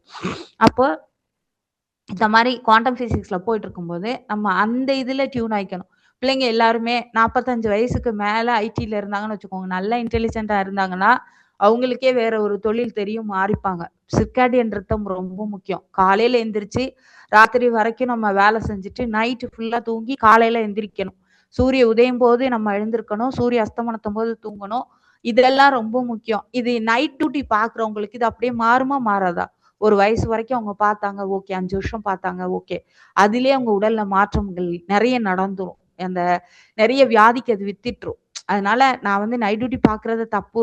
பொருளாதார மேம்பாட்டுக்கு அது வேணும் அப்படிங்கிறதுனால பார்க்கலாம். ஆனா மாத்திக்கலாம். ஒரு 5 வருஷம் பார்த்தோனயும் சம்பளம் கம்மியாகுதுங்கிறதுக்காக நம்ம மாத்தாம இருக்க வேண்டாம். அத மாத்திக்கலாம். அதே மாரி எல்லாருக்கும் பொருளாதார மேன்மை அப்படிங்கிறது ரொம்ப முக்கியம். பொருளாதார மேன்மை அடையணும் அப்படின்னா ஒரு 3 மாசம் நீங்க வந்து கணக்கு எழுதுங்க. எழுத வேண்டான்னு சொல்லல. ஒவ்வொரு செலவழிக்கும் போது இவ்ளோ செலவாகுதே, செலவாகுதே அப்படின்னு நீங்க யோசிக்கக் கூடாது. வர்ற பணத்தையும் யோசிக்கக் கூடாது. போற பணத்தையும் யோசிக்கக் கூடாது. அதே மாரி 2மே யோசிக்காம நம்ம வேலைய பாட்டு நம்ம பார்த்துட்டே இருந்தோம்னா, கண்டிப்பா பொருளாதாரத்துல நமக்கு ஒரு முன்னேற்றம் அமையும். அந்த நாளையில எப்படி இருந்தது? பண்டமாற்று முறை தான் இருந்தது. நீ வந்து வெத்தல குடு, நான் உனக்கு கோதுமைய தரேன். இல்ல நீ எனக்கு வந்து இந்த பயிர குடு, நான் இந்த பயிர தர்றேன் அப்படின்னு பண்டமாற்று முறை இருந்தது. அதுக்கப்புறம் அது பணமா மாறுச்சு. அது பொற்காசா இருந்துச்சு. அப்புறம் வெள்ளி காசா இருந்துச்சு. செம்பு காசா மாறுச்சு. அப்புறம் நோட்டா அடிச்சு குடுத்தோம். இப்ப டிஜிட்டல் மார்க்கெட்டிங்ன்னு வந்துருச்சு. டிஜிட்டல் மணி ஆயிருச்சு. இது மகரிஷி சொன்னதுல பாதி. எல்லாரும் டிஜிட்டல்ன்னு வச்சுக்கோங்க. நீங்க எந்த ஊர்ல போனீங்கனாலும் அக்கவுண்ட்ல தானே ட்ரான்ஸ்ஃபர் பண்ண போறீங்க. அது ரூபாயா இருக்கணும், இல்ல எண்ணா இருக்கணும், டாலரா இருக்கணும், திரஹாமா இருக்கணும்லாம் பண்ண போறதில்ல. அப்ப டிஜிட்டலா மாறிடுச்சு. இதுவே பாதி மாறிட்டு இருக்கு. இன்னும் சில இடத்துல அது அதுலயும் சில குளறுபடி இருக்கு. ஏன் கோளாறு அப்படின்னு கேட்டீங்கன்னா, நெறைய பேருக்கு நெட்வொர்க் ஒர்க் ஆகல. ஏதாவது ஒரு ஆட்டோல இறங்கிட்டு நான் வந்து பண்ணிட்டேன்னு சொன்னா, அவனுக்கு கஷ்டமா இருக்கும். அந்த ஆட்டோக்காரங்களுக்குங்கிறதுனால நெறைய பேர் சென்னைய தவிர வேற எந்த இடத்துக்கு போனீங்கனாலும் காசு கையில குடுன்னு தான் கேட்பாங்க. அப்ப நம்ம நெறைய இடத்துல காசு வச்சுக்க வேண்டியிருக்கு. வெறும் ஃபோன மட்டும் எடுத்துட்டு போக முடியாது. அப்ப ஒவ்வொன்னத்தையும் காலையிலேருந்து சாயந்தரம் வரைக்கும் உங்களோட கொள்கைகள், உங்களோட அ தினச்சரியம் அப்படின்னு சொல்லுவாங்க. தினசரி கடமைகள். இதெல்லாம் நீங்க என்னைக்காவது எழுதி பாருங்க. படிச்சு பாருங்க. எழுதி வச்சத படிங்க. அப்ப வந்து நீங்க சிந்தனை திறன் மேலோங்கும். நம்மள வந்து சிந்திக்க முடியாம பண்றதுக்கு தான் நம்மளோட சிஸ்டமே இருக்கு. ஏன் அப்படின்னு சொன்னீங்கன்னா, இப்ப வந்து குழந்தைங்களுக்கு பேனா புடிச்சு எழுத வேண்டாம். நீங்க சிஸ்டத்திலேயே எழுதுங்க. உங்களோட லேப்டாப்ப யூஸ் பண்ணிக்கோங்க. அதுக்கு அடுத்தது வந்து டேப் குடுத்து அதுல எழுத சொல்றது. இதெல்லாம் பண்றாங்க. ஆனா நீங்க எழுத வச்சீங்கன்னா தான் சிந்தனை திறன் மேலோங்கும். எப்ப வந்து ஏர்முனை அந்த பேனாவோட முனை தான் வந்து உலகத்த மாத்திருக்கு. எந்த மனிதன் வந்து மண்ண வளப்படுத்துறானோ, அவனோட மனம் வளமாகும்ன்னு சொல்றாங்க. எந்த மனிதன் பேனா புடிச்சு எழுதி சிந்தனை சீர்திருத்தம்னு பண்றானோ, அவனோட சமுதாயம் அவனோட வாழ்க்கை மாற்றங்கள கொண்டு வந்திருக்கு. அப்ப இது ரொம்ப முக்கியம். எழுதுறது வந்து ரொம்ப முக்கியம். படிக்கிறது ரொம்ப முக்கியம். அத விட அடுத்தவங்களுக்கு சொல்லிக் குடுக்குறது இன்னும் முக்கியம். இப்படி ஒவ்வொன்னா எல்லாத்துலயும் நம்ம மாற்றங்கள கொண்டு வந்தோமா, எப்படி சொல்றாங்க? ஒரு 5 நாளைக்கு பழகுங்க. 11 நாளைக்கு பழகுங்க. 21 நாளைக்கு பழகுங்க. 48 நாள் பழகுங்க. அப்படி இல்லன்னா ஒரு 6 மாசம் பழகுங்க. பழக்கம் தான் ரொம்ப முக்கியம். நம்ம ஒரு வாழ்க்கையில நம்ம எல்லாத்தையுமே இன்னைக்கு கேட்டோனையும் ஒரு 4 பேரு நாங்க இதே மாரி செஞ்சோம் அப்படிம்போம். அதுக்கப்புறம் அத செஞ்சோமா, தொடர்ந்து செஞ்சோமா, கன்சிஸ்டன்சி அப்படின்னு சொல்லுவாங்க. இது நான் வந்து காலையில 5:30க்கு எழுந்துருவேன். 4:30க்கு எழுந்திருப்பேன். நான் வந்து 4:30க்குள்ளயே நான் தவம் பண்ணிருவேன். டெய்லி நான் கண்ணாடி பயிற்சி பண்றேன். செஞ்சவங்களுக்கு நன்றி, செய்யாதவங்களுக்கு மிக்க நன்றி. செய்யாதவங்க இனிமே செய்ய ஆரம்பிங்க. அவ்வளோதான். இதுல வந்து செஞ்சவங்கலாம் நல்லவங்க, செய்யாதவங்கலாம் கெட்டவங்கன்னு நான் சொல்ல விரும்பல. பாகுபடுத்தல, எதுவும் பண்ணல. நம்மள கரெக்ஷன் பண்ணிக்கிறதுக்கு மகர்ஷி எவ்ளோ வழிகள் சொல்லியிருக்காங்க. நம்ம கரெக்ட் பண்ணியிருக்கோமா? அப்படின்னு எல்லாரும் கொஸ்டின எழுதி வச்சுட்டு, இதற்கு எதெல்லாம் எனக்கு தடையா இருக்குன்னு நீங்களே ஆன்ஸரும் எழுதுங்க. அந்த தடையெல்லாம் எழுதி பார்த்தீங்கன்னா, அம்மாஞ்சல்லிக்கு பிரயோஜனம் இல்ல. ஒரு உப்பு பெறாத பிரச்சனைன்னு சொல்லுவாங்கல்ல, அந்த மாரி தான் இருக்கும். 24 மணி நேரத்துல 1 மணி நேரம் உங்களுக்கு ஒதுக்க முடியாதா? 1 1/2 மணி நேரம் உங்களுக்கு ஒதுக்க முடியாதா? கண்டிப்பா டைம் இருக்கு. இந்த WhatsApp எடுத்துட்டு அனுப்புறது, இந்த ரீல்ஸ் பார்க்குறது, அடுத்து ஷார்ட்ஸ் பார்க்குறது, YouTubeல நெறைய தேவையான விஷயங்கள் நமக்கு நெறைய இருக்கு. இப்ப இந்த டிவில இது இது ஒளிபரப்பாயிருக்கும். என்ன போல எத்தனையோ பேர் பேசியிருப்பாங்க. உங்களால படிக்க முடியலாட்டி அத எடுத்து கேளுங்க. யார் சொல்றதும், கத்துக்கிறதும் எந்த ஒரு விஷயமும் தப்பாவே போயிராது. அது எல்லாமே நமக்கு வாழ்க்கைக்கு தேவையானதா இருக்கும். நெறைய பொருள், நெறைய விரயம் பண்ணாம நம்ம செய்யறதுக்கு, நம்ம கத்துக்கிறதுக்கு 1008 வழிகள் இருக்கு. நம்ம 3 புக் படிச்சா போதும். மனவளக்கலை 1, மனவளக்கலை 2, மனவளக்கலை 3. இதுல உங்களுக்கு சந்தேகம் இருந்தா மகர்ஷியோட வாழ்க்கை விளக்கம். முடிஞ்சு போயிருச்சு. இந்த 4 படிச்சு, நீங்க காலையில எந்திரிச்சு தவம் பண்ணி, தத்துவம் பண்ணி, இதெல்லாம் நாங்க பண்ணிட்டோம் அப்படின்னு வச்சுக்கோங்க. உடற்பயிற்சி உடல் தவம்னு சொல்றாங்க. அன்னன்னைக்கு செய்யும்போது அது கருமைய தூய்மை அடையுது. இப்ப உடல் நலத்த பார்த்துட்டோம். மன வளத்த எப்படி வளப்படுத்துறதுன்னு பார்த்துட்டோம். நட்பு நலம். நம்மள வந்து நட்பு நலம் ஏன் வச்சுக்கணும் அப்படின்னா, நமக்கு ஒரு 5 ஹாப்பி ஹார்மோன்ஸ் இருக்கும். ஆக்ஸிடோசின், டோப்பமைன் இந்த மாரி அந்த செரட்டோனின் இதெல்லாம் சுரந்தது அப்படின்னா, உங்களுக்கு வியாதியே இருக்காது.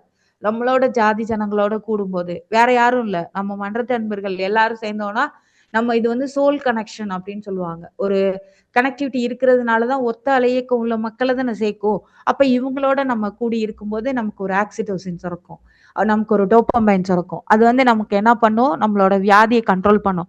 டோப்பமைன் வலி ஏற்பட்டா ஒரு டோப்பமைன் ஒரு மாத்திரை போடுவாங்க. நீங்க உங்க சொந்த பந்தத்தோட இருங்க, உங்களோட குழந்தைங்களோட பேசுங்க, உங்க ஃப்ரெண்டோட பேசுங்க, தேவையானதை பேசுங்க.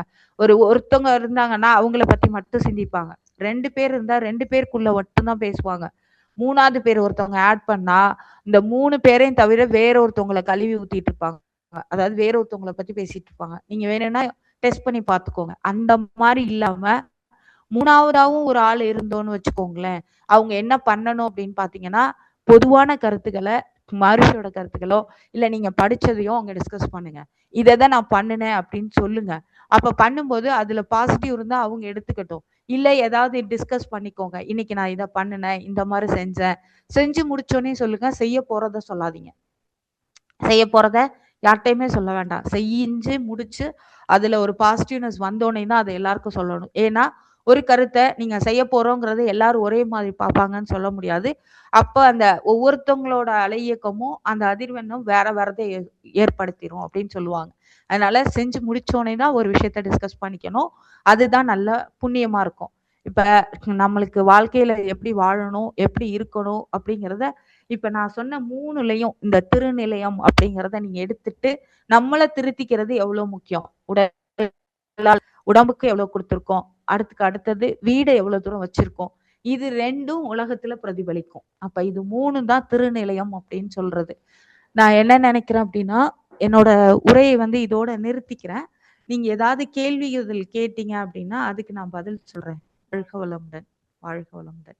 தற்பொழுது அம்மா அவர்கள் நம்முடைய கேள்விகளுக்கும் சிறப்பாக பதிலினை அளிக்க இருக்கின்றார்கள். கேள்வி கேட்க விரும்பும் அன்பர்கள் தங்களுடைய கைபேசியை தாங்களே அன்மியூட் செய்து கொண்டு கேள்விகளை மட்டும் சுருக்கமாக கேட்கும் போது அனைவருக்கும் அது பயனுள்ளதாக அமையும் என்பதை அன்போடு தெரிவித்துக் கொள்கிறோம். வாழ்க வளமுடன். முதலாவதாக ராஜாராமன் ஐயா, வாழ்க வளமுடன். நீங்க மைக் அன்மியூட் பண்ணிட்டு அம்மா கிட்ட பேசலாங்க. அம்மா வாழ்க வளமுடன். வாழ்க வளமுடன் ஐயா. ராஜாராமன், சென்னை பழந்தாங்கல் பேசுறேம்மா. வாழ்க வளமுடன். சொல்லுங்க ஐயா. நல்ல தலைப்பு. ஆனா என்னால தொடர்ந்து கேட்க முடியல, கொஞ்சம் பர்சனல் வேலை இருந்தது. அப்பப்போ வந்து கேட்பேன். எனக்கு சந்தேகம் என்னன்னா, திருநிலையம்னு தலைப்புல கொடுத்துட்டு பேசிருக்கீங்க. ஆனா என்ன பேசுறேன் என்னால முழுக்க என்ன கவனிக்க முடியல. நான் என்ன மீன் பண்றேன்னா, நீங்க திருநிலையங்கதான் உடம்பு நினைக்கிறீங்களா, இல்ல மன்றத்தை நினைக்கிறீங்களா, இல்ல அறிவு திருக்குள் நினைக்கிறீங்களா? எனக்கு முடியா சொல்லுங்கய்யா. நிலையம் அப்படின்னா இடம், ஒரு பிளேஸ். உங்க ஆன்மா இருக்கிற திருநிலையம் உங்களோட உடல். இந்த உடல் இருக்கிற திருநிலையம் உங்களோட வீடு. இந்த வீடெல்லாம் இருக்கிற திருநிலையம் உலகம். சூப்பர்மா, இப்பதானே புரியுது எனக்கு. உடல் எடுத்துக்கிட்டோம், உடல்ல இருக்கிற திருநிலையம் வந்து ஆன்மா இருக்கிற திருநிலையம் உடல். உடல் இருக்கிற திருநிலையம் வந்து வீடு. இந்த வீடெல்லாம் நீங்க கரெக்டா வச்சீங்கன்னா நீங்க ஒவ்வொருத்தவங்கள தொடர்பு கொள்றது எல்லாமே கரெக்டா இருக்கும், பாசிட்டிவாவே இருக்கும். மகர்ஷி வந்து எல்லாரும் திருக்கோயில் தான் வைப்பாங்க, நீங்க ஏன் அறிவு திருக்கோயில்னு வச்சீங்கன்னு கேட்டாங்க அந்த கட்டும் போது. அப்ப மகர்ஷி சொன்னாங்க, எல்லாத்துக்கும் உருவம் இருக்கும், அறிவுக்கு உருவம் கிடையாது, அறிவு திருக்கோயில்னு அதனாலதான் அதுக்கு வைக்கிறேன் அப்படின்னாங்க. அறிவுக்கு திருக்கோயில் கட்டினவங்க அப்படின்னு சொல்லுவாங்க என்னை பத்தி பேசும்போது. சரிங்கம்மா, நல்ல எனக்கு அது பெருமையா இருக்கும். ரொம்ப நன்றிம்மா, நல்ல வணக்கம். நன்றிம்மா, வாழ்க வளமுடன். வாழ்க வளமுடன். மிக்க நன்றிகள் ஐயா, வாழ்க வளமுடன். அடுத்ததாக ஆனர் X6 சீன் போட்டிருக்கு. உங்க பேரையும் முறையும் சொல்லிட்டு அம்மா கிட்ட பேசலாம். வாழ்க வளமுடன் அம்மா. வாழ்க வளமுடன்மா. என் பேர் செவ்வேல்மா, நாங்க குவைத்ல இருந்து பேசிட்டு இருக்கோம். வாழ்க வளமுடன். வாய்ப்பு கொடுத்ததுக்கு நன்றி அம்மா. அம்மா, நீங்க இந்த விஞ்ஞான உலகத்துல அந்த திருநிலையும் சொன்னீங்க, இந்த கம்ப்யூட்டர் ஃபீல்டையும் சொன்னீங்க. ஆனா அந்த அளவுக்கு உச்ச நிலையில அந்த அளவுக்கு அவங்க சம்பாதிக்கிறாங்க. ஆனாலும் அவங்க திருடுறதுக்கு ஆரம்பிக்கிறாங்க. ஒவ்வொரு பேங்க் அக்கௌண்ட், ஒருத்தவங்களுடைய அக்கௌண்ட் நம்பர், ஒருத்தவங்க கஷ்டப்படுறாங்கன்னு சொல்லிட்டு அவங்க கிட்ட மெசேஜ் அனுப்பி அவங்க கிட்ட இருந்து அக்கௌண்ட் பண்ணி அதை திருடுறாங்க. அந்த அளவுக்கு அந்த விஞ்ஞான உலகத்துல உணர்ந்திருக்கு தவிர இன்னும் அந்த உடலுக்குள்ள உள்ளகிற உயிரை அணைஞ்சுக்கிட்டு தெரியல. எவ்வளவு மக்களுடைய பேங்க் அக்கௌண்ட்ல இருந்து சீக்கிரட்டா பண்ணி அதையும் எடுத்து திருட ஆரம்பிக்கிறாங்கம்மா. ஒண்ணு அது அவங்களுடைய மனநிலை இந்த அளவுக்கு சம்பாரிச்சு இன்னும் பணம் வேண்டும் பொருளாதாரம் வேண்டும் தான்ன்றாங்க. ஒண்ணு. ரெண்டாவதுமா இந்த விஞ்ஞானமும் மெஞ்ஞானமும் மகரிஷி எவ்வளவு சூப்பரா டிசைன் பண்ணி ரொம்ப அருமையா கொடுத்திருக்காரு. இந்த வளைகுடா நாடுகள்ல விஞ்ஞானத்தை வளர்ந்து அந்த உயிரறிவை தெரிஞ்சுக்காத எவ்வளவு மக்களுடைய இன்னல்களும் இப்ப பாத்தீங்கன்னா பொருளாதாரம் உங்களுக்கே தெரியும். இங்க இருந்து வர அந்த பெட்ரோல் வராதனால எவ்வளவு தூரம் நீங்க சங்கடங்கள், கேஸ் சிலிண்டர்கள், உணவு தட்டுப்பாடுகள் தெரியும். உலகத்துல அத்தனை மக்களுக்கும் எவ்வளவு கஷ்டங்கள் தெரியும். ஆனாலும் அந்த பிடிவாதம் பிடித்த 2 நாடுகளும் அந்த உயிரறிவு அறிவதனால எவ்வளவு ஒரு மக்கள் அழிவு ஏற்படுது, எவ்வளவு பேருக்கு வேலையில்லா திண்டாட்டம் ஏற்படுதுமா. இது எப்படி அந்த நம்மளால முடிஞ்சது வாழ்த்துதான் செய்ய முடியும். வேறு என்ன செயல்கள் செஞ்சா அவங்களுடைய மனநிலை? இப்போ நம்ம வந்து சாதாரணமா பெட்ரோலே ரொம்ப யூஸ் பண்ணக்கூடாதுங்க. எல்லாருமே ஒரு வீட்டுக்கு ஒரு கார் இருந்தா போதும். 4 பேர் இருந்தா 4 கார் இருக்கு. 4 வண்டி இருக்கு. இது எல்லாத்துக்கும் பெட்ரோல் போடுறோம். நம்ம வந்து சமுதாயத்துல அதாவது இந்த இது காற்று மண்டலம் இருக்கு இல்லையா? அதுல வந்து கார்பன் டை ஆக்சைடு, கார்பன் மோனாக்சைடுன்னு 2 கலந்துட்டே இருக்கு. அப்ப அது கலந்துட்டே இருக்கும்போது, நீங்க வந்து மாசுபடுத்திக்கிட்டே இருக்கீங்க. உங்களோட சுற்றுப்புற சூழ்நிலையை மாசுபடுத்திட்டே இருக்கீங்க. ஆனா நம்ம என்னைக்குமே அத நெனச்சது இல்ல. இவ்வளவு மாசுபடுதே. ஒரு பாலித்தீன் யூஸ் பண்ணக்கூடாதுன்னு சொல்றாங்க. ஆனா பாலித்தீன் உற்பத்தியை தடை பண்றது இல்ல. நம்ம எல்லாருமே பிளாஸ்டிக்ஸ் வந்து நிறைய யூஸ் பண்றோம். அது பாசிட்டிவா நிறைய இடத்துக்கு யூஸ் ஆகுது. ஒரு பிளட்டை கொண்டு போறதுக்கு அந்த திக்கா உள்ள கவர் தான் பிளட்டை கொண்டு போகுது. அப்ப அதுல பாசிட்டிவ் இருக்கு. இதே வந்து நிறைய ரொம்ப லோ குவாலிட்டியில யூஸ் பண்ற பிளாஸ்டிக் கவர்ஸ் இருக்கு. அதை நம்ம என்ன பண்றோம், யாருமே கடைக்கு போகும்போது ஒரு பேக் எடுத்துட்டு போறது கிடையாது, இல்ல ஒரு பாத்திரம் கொண்டுட்டு போறது கிடையாது. எல்லாமே கவர்ல கட்டி வாங்கிட்டு வர்றோம். நம்ம இதெல்லாம் பண்றதுக்கு தான் மாசு கட்டுப்பாடு வாரியம்னு ஒருத்தவங்க நிர்மாணிச்சு அதுல 4 பேர் உட்கார்ந்து இந்த சமுதாயம் நல்லா இருக்கணும்னு செய்யறாங்க. நான் சொல்றது நீங்க உங்களோட கொஸ்டினுக்கு அதுலதான் ஆன்சர் இருக்கு.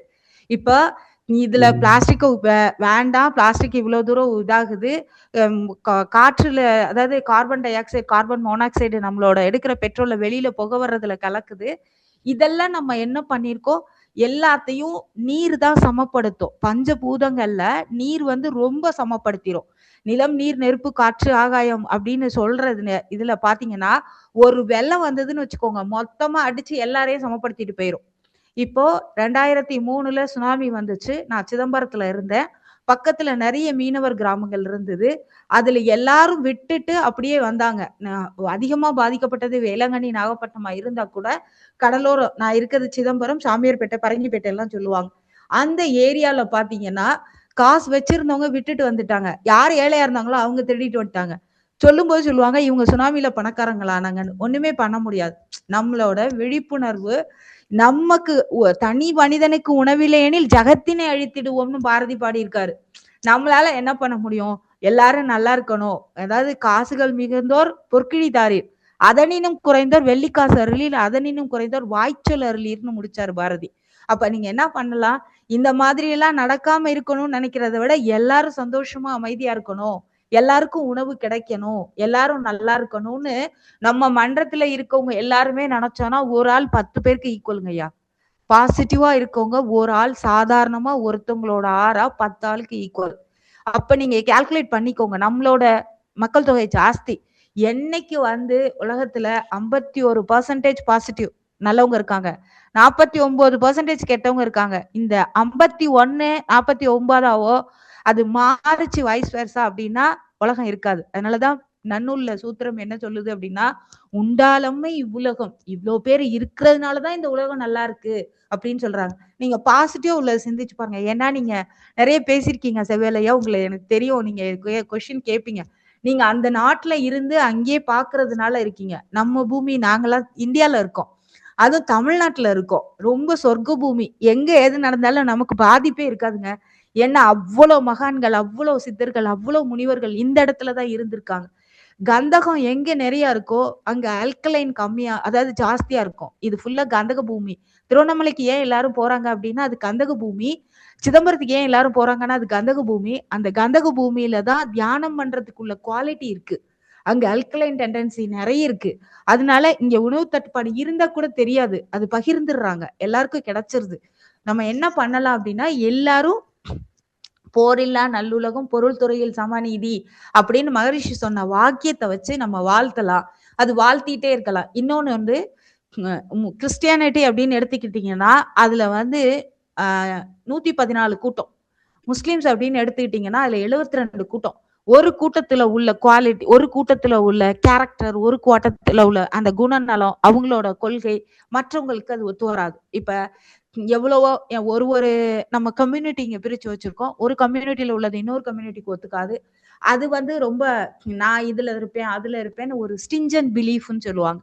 அந்த பிடிச்சு வச்சுக்கிட்ட ஒரு நம்பிக்கை. அது எதுவுமே தேவையில்லை வாழ்றதுக்கு வந்து பணம் தேவையே இல்லைங்க. வசதியா இருக்கிறதுக்கு மட்டும்தான் பணம் வேணும். அப்ப இவ்வளவு தூரம் பண்றது எல்லாமே எல்லாம் என்ன நினைக்கிறாங்க, குறுக்கு வழியில பணம் சம்பாதிச்சு எல்லாமே ஆயிரணும். ஆகவே முடியாது. அது நடக்கவும் விடாது. பிரபஞ்சம் நமக்கு எல்லாமே மாயையா தெரியும். அது உண்மை அல்ல அப்படிங்கிறத நம்ம புரிஞ்சுக்கணும். நம்மளால என்ன முடியும்? அடுத்தவங்களை நல்லா வாழ்த்த முடியும். நல்லா வாழ்த்துறோம். வாழ்க வளமுடன். ரொம்ப சிறப்புமா, மிக்க மகிழ்ச்சிமா. வாழ்க வளமுடன். நல்லா திறந்துட்டுமா அந்த உள்ளறிவை வந்து இந்த மகரிஷியர்களால அவங்களுக்கு எல்லாம் உள்ளறிவு அந்த அந்த நம்மளுடைய உள்ளுணர்வுக்கு மூலியமா கண்டிப்பா கண்டிப்பா நீங்க ஒரு ஆள் நினைக்கிற எண்ணம் நீங்க ஒரு ஆள் நினைக்கிற எண்ணம் உங்க பக்கத்துல இருக்கவங்க எல்லாம் நல்லா இருப்பாங்க. உங்களுக்காக நாங்க எல்லாரும் இங்க வாழ்வோம். அப்ப அது அந்த இடம் நல்லா இருக்கும். வாழ்க வளமுடன். கண்டிப்பா வாழ்க வளமுடன். மன்றத்து மூலியமா நேற்றும் அதே மாதிரிதான் ஒரு 20 8 10 அன்பர்கள் மூலியமா வாழ்த்து கொடுத்தோம். வாழ்த்துக்கள். வாழ்க வளம். மிக்க மகிழ்ச்சி. நன்றி அம்மா. தெளிவான மிகச்சிறப்பான ஒரு அவங்களுக்கு மனதுக்கு ஒரு ஆறுதல் அளிக்கக்கூடிய ஒரு பதில கொடுத்தீங்க. மிக்க நன்றிம்மா. வாழ்க வளமுடன். அடுத்ததாக பாப்பு டீச்சர் சேலத்துல இருந்து. வாழ்க வளமுடன் அம்மா.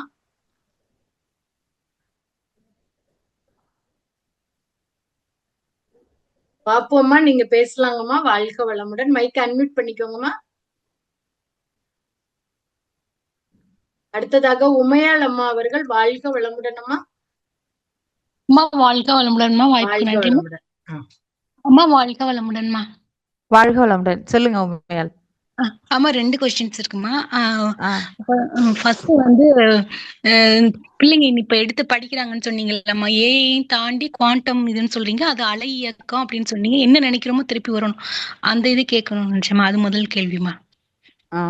இப்ப வந்து ஏஐ வந்து உங்களுக்கு ஈக்குவலா ஒரு நான் பேப்பர் எழுதுறேன் அப்படின்னா அதுக்கு ரிப்போர்ட் ஏஐ கொடுக்குது. இவங்க என்ன சொல்றாங்க, எங்க காலேஜ்ல ஏஐ ரிப்போர்ட் இது கிடையாது, உண்மையான ரிப்போர்ட் வரணும் அப்படிங்கிறாங்க. நமக்கு எது உண்மை எது பொய்ன்னு தெரியல. ஆனா நம்ம எந்த பொருள் கூட எப்படி தொடர்பு இருக்கோ, நம்ம உண்மையா இருக்கோமோ அதுக்கு தகுந்த மாதிரி அது வரும். ஃபுல்லா பிரபஞ்சம் அப்படிங்கிறது எப்படி இருக்கு அப்படின்னா, நீங்க அது கூட ஒரு அதிர்வு இருக்கு, அதுல இருந்து ஒரு அலை இயக்கம் வருது, உங்களுக்கு அதனால ஆற்றல் கிடைக்குது. நீங்க எவ்வளவு தூரத்துக்கு ஆற்றலா இருக்கீங்க, பாசிட்டிவா இருக்கீங்களோ அது உங்களுக்கு திரும்பி வரும். இத பத்தி படிக்கிறது தான் ஃபுல் குவாண்டம். மகர்ஷி இதை முன்னாடியே சொல்லிட்டாங்க. அலை இயக்கம் எல்லாருக்கும் முன்னாடியே நமக்கு தெரியும். ஒரு பொருளுக்கு அதிர்வு இருக்குன்னு நமக்கு எல்லாருக்கும் முன்னாடியே தெரியும். இதுல இருந்து நமக்கு ஆற்றல் வருதுன்னு தெரியும். நீங்க பாசிட்டிவா மட்டும் இருங்கன்றதையும் சொல்லிட்டாங்க. எண்ணம் ஆராய்தல். நீங்க எவ்வளவு பெரிய மகானா இருந்தாலும், எவ்வளவு பெரியவங்களா இருந்தாலும், சின்னவங்களா இருந்தாலும், டெய்லி நீங்க கேட்க வேண்டிய தலைப்பு, படிக்க வேண்டிய தலைப்பு எண்ணம் ஆராய்தல் மட்டும்தான்.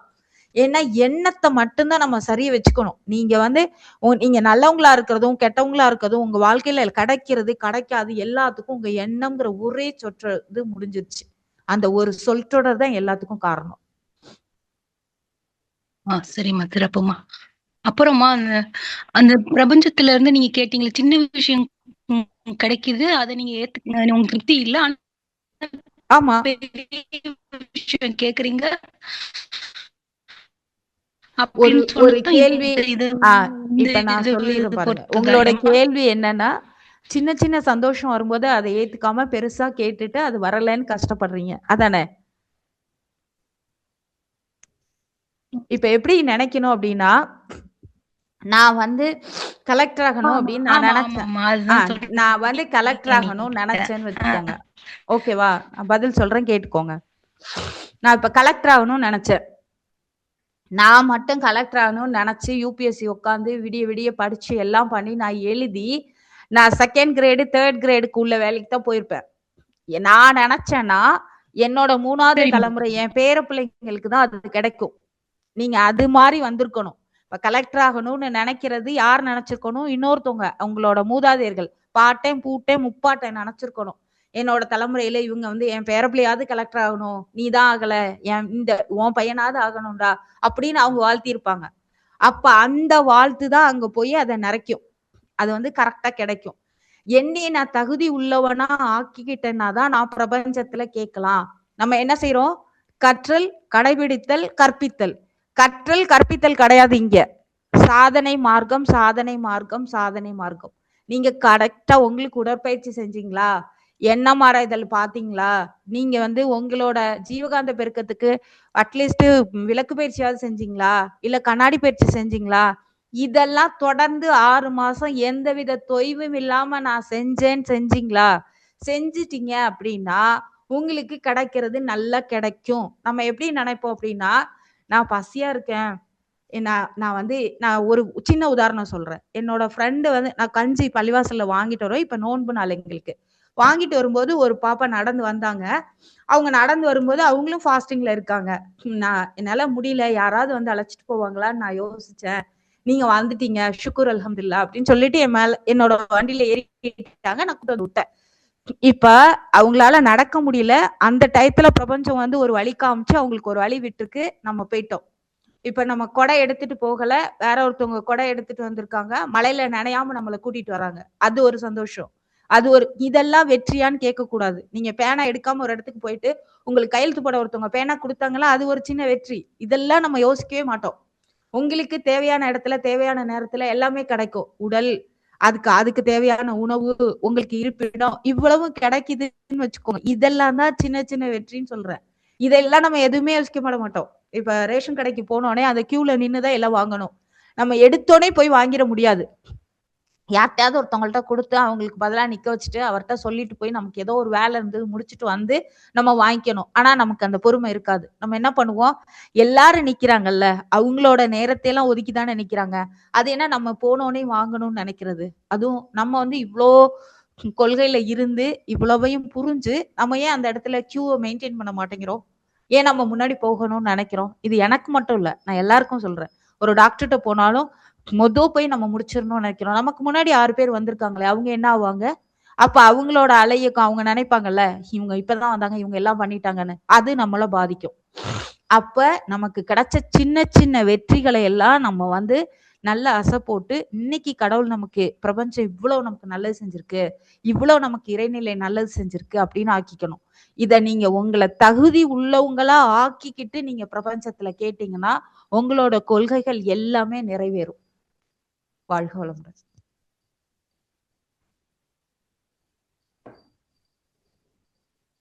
ஹலோ, வாழ்க வளமுடன் அம்மா. அப்புறம்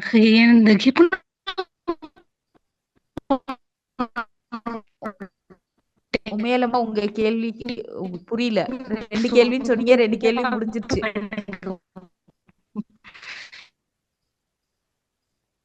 வாழ்க வளமுடன்.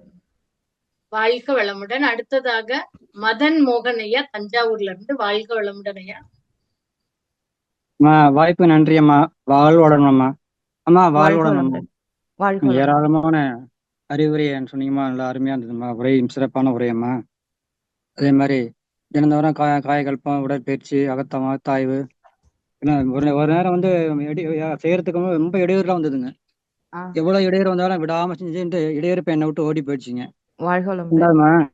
அதான்மா, இப்ப உலகத்துல வந்து மனித உலகத்துக்கு தேவையான பொருட்கள் சில பேர் உற்பத்தி பண்றாங்க. சில பேர் மனிதர்களுக்கு எதிரே பயன்படாத சில பொருளை உற்பத்தி பண்றாங்க. அவங்க அந்த அதுல வேலை செய்யறவங்களுக்கு அந்த உறுத்தல் இருக்காதாமா? கண்டிப்பா இருக்கும். நீங்க ஒரு துப்பாக்கி வேலை செய்யறாரு, உற்பத்தி செய்யற பொருள் வந்து மனித குலத்துக்கு பயன்படுமா பயன்படாதான்னு அவருக்கு தெரியாதா? கண்டிப்பா தெரியும். மகர்ஷி எப்படி சொல்லியிருக்காங்கன்னா, அந்த உற்பத்தி தளவாடங்களை குறைக்கணும்னு சொல்லியிருக்காங்க. முன்னாடி இப்ப வந்து முதல் உலக போருக்கும் 2வது உலக போருக்கும் எவ்வளவு நாள் வித்தியாசம் இருந்ததுன்னு பாருங்க. 2வது உலக போருக்கும் இப்ப நடக்கிற உலக போருக்கும் எவ்வளவு நாள் வித்தியாசம் இருந்திருக்குன்னு பாருங்க. உடனே நடக்கல. சரியா? எல்லாம் எவ்வளவு நாள் இருக்கும் சொல்லுங்க ஐயா? 45, ஒரு 55, 70 வருஷம் ஆகுமா? 70 வருஷம் ஆகுது. மூணாவது உலக போர் வர்றதுக்கு 70 வருஷம் ஆயிருக்கு. இந்த இன்னைக்கு உலக போர்னு சொல்லல, இந்த போர்னு நம்ம கேள்விப்படுறது இது வந்து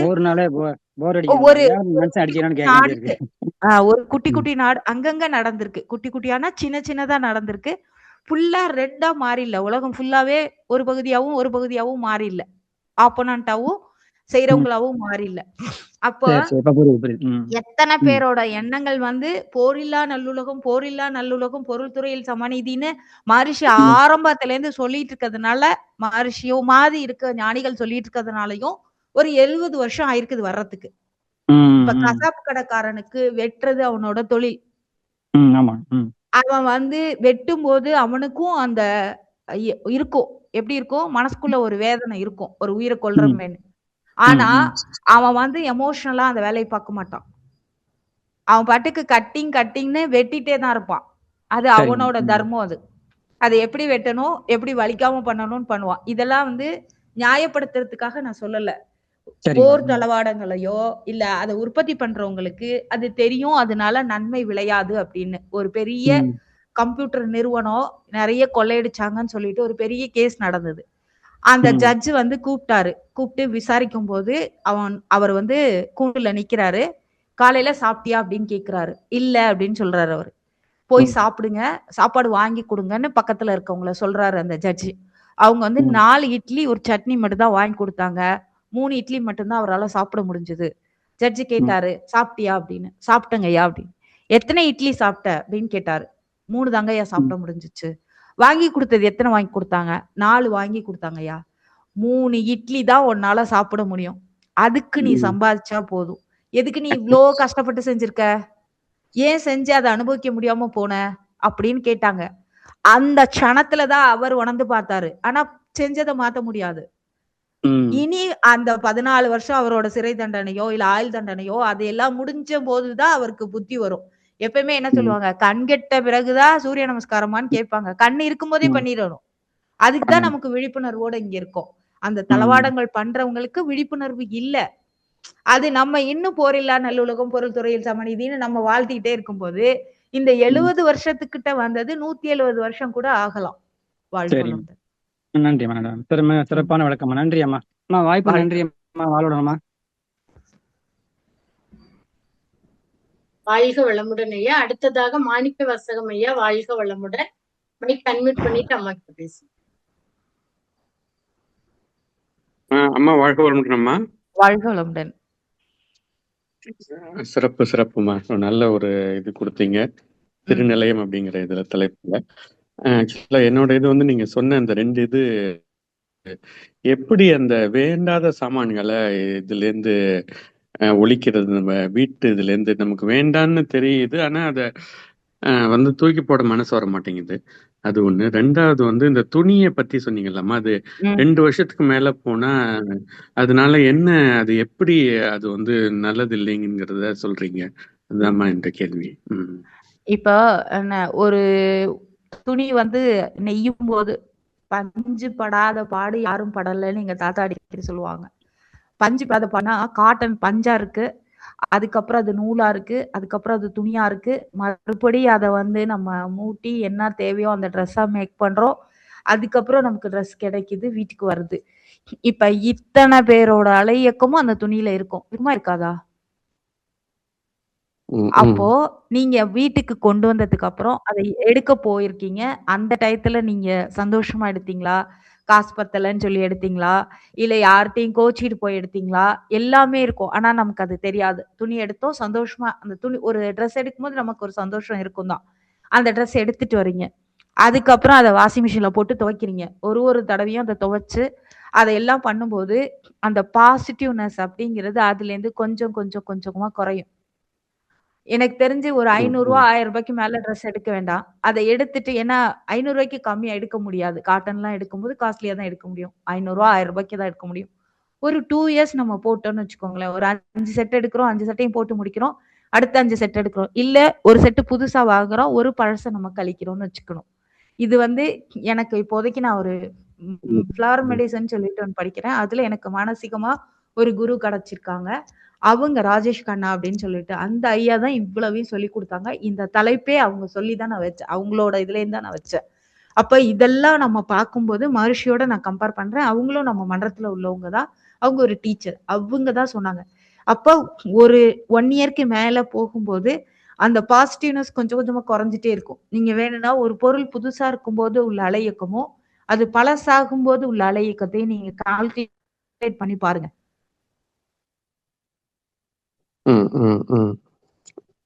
அது இந்த மினிமலைசேஷன் என்ன கோர்ஸ்மா சொன்னீங்க அதுக்கு பேரு?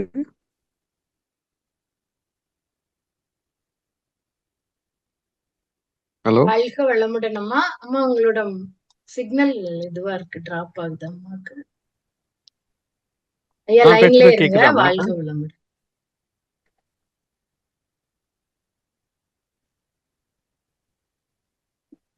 இப்ப நளினி எல்லாம் எடுத்துட்டீங்கன்னா டெய்லி ஒரு சாரி கட்டுவாங்கன்னு சொல்லுவாங்க. அப்ப அது வந்து பாசிட்டிவ்னஸ் குடுத்துட்டே இருக்கும். நம்ம டெய்லி ஒண்ணு கட்ட முடியாது. அதனால ட்ரெஸ் இருக்கிறத கொஞ்சம் கம்மி பண்ணிட்டு இருக்கிறதை கம்மி பண்ணிட்டு புதுசா வாங்கும்போது ஒண்ணு கழிச்சுட்டா நல்லது அப்படின்னு சொல்றேன். இப்ப பாத்திரங்கள் வந்து நிறைய இருக்குன்னு வச்சுக்கோங்களேன். அதுல இருந்து நம்ம விடுபடணும். நீங்க சில்வர் பாத்திரம் நிறைய யூஸ் பண்ணாம வச்சீங்கன்னா வெடிச்சிருக்கும். பிளாஸ்டிக் பாத்திரம் வச்சீங்கன்னா வெளுத்து போயிருக்கும். அப்ப இந்த வெடிச்சது, உடைஞ்சது இந்த மாதிரி உள்ளதெல்லாம் என் வீட்டுல இருக்கக்கூடாது. அதே மாதிரி ஓடாத கடிகாரம், ஓடாதது. இப்ப நம்ம வந்து புதுசா ஒரு டிவி வாங்கிட்டு பழைய டிவி என்ன பண்ணுவோம் அப்படின்னா, அதை மூட்டை கட்டி மேல பரன்ல போட்டுப்போம். பரன்ல வந்து 2 வருஷத்துக்கு குறையாம பார்க்க மாட்டோம். 2 வருஷம் கழிச்சதான் அதை எடுப்போம். உங்க இதுல அதாவது நம்ம இப்ப பொங்கலுக்கு சுத்தம் பண்ணணும், ஆயுத பூஜைக்கு சுத்தம் பண்ணணும்னா எடுத்து கடகடன்னு தொடச்சு திருப்பி அதே அடுக்கிருவோம். அப்ப அது தொடர்ந்து நீங்க பாத்தீங்களா, out of mind is out of sight அப்படின்னு சொல்லுவாங்க. Out of sight is out of mind. நம்ம கண்களுக்கு நேரா பாக்குற பொருள்கள் மட்டும்தான் நமக்கு. ஒரு பொருளோட நீங்க 3 மாசத்துக்கு இடையில தொடர்பு கொள்ளலைன்னா அது உங்களுக்கு வேண்டான்னு அர்த்தம். என்னால அதை பண்ண முடியல அப்படின்னா, நம்மளை விட கம்மியா இருக்கிறவங்க பொருளாதாரத்துல அதை அவங்க வாங்கிக்குவாங்க, அவங்க யூஸ் பண்ணுவாங்கன்னா அவங்களுக்கு அதை தானமா கொடுத்துடலாம். அப்படி இல்லைன்னா அதை போட்டு இறக்கி போட்டுட்டு காசா வாங்கிட்டு வேற ஒரு பொருள் வாங்கிக்கலாம். இப்போ ஜார் வந்து மிக்ஸி ஜார் இருக்கும், நம்மகிட்ட 4 ஜார் இருக்கும். ஒரு ஜார் ரிப்பேர் ஆயிருக்கும், அதுக்கு வந்து மாத்திட்டு வந்து இப்ப எதுவுமே ரிப்பேர் இல்ல, ரீப்ளேஸ்மெண்ட் தான். ரீப்ளேஸ் பண்ணி வாங்கிட்டு வந்துட்டோம்னா பழைய ஜாரையும் வீட்லயே வச்சிருப்போம். அது வேண்டாம், அது தூக்கி போட்டுருக்கலாம். இல்ல அது இருக்கட்டும், பழைய மிக்சியை தூக்கி மேல வச்சுட்டு புது மிக்சி யூஸ் பண்ணுவோம். அந்த பழைய மிக்சி வச்சு நம்ம என்ன பண்ண போறோம்? நீங்களே ஒரு கேள்வி கேளுங்க. இவ்வளவு பொருள் இடத்தை அடைக்குது.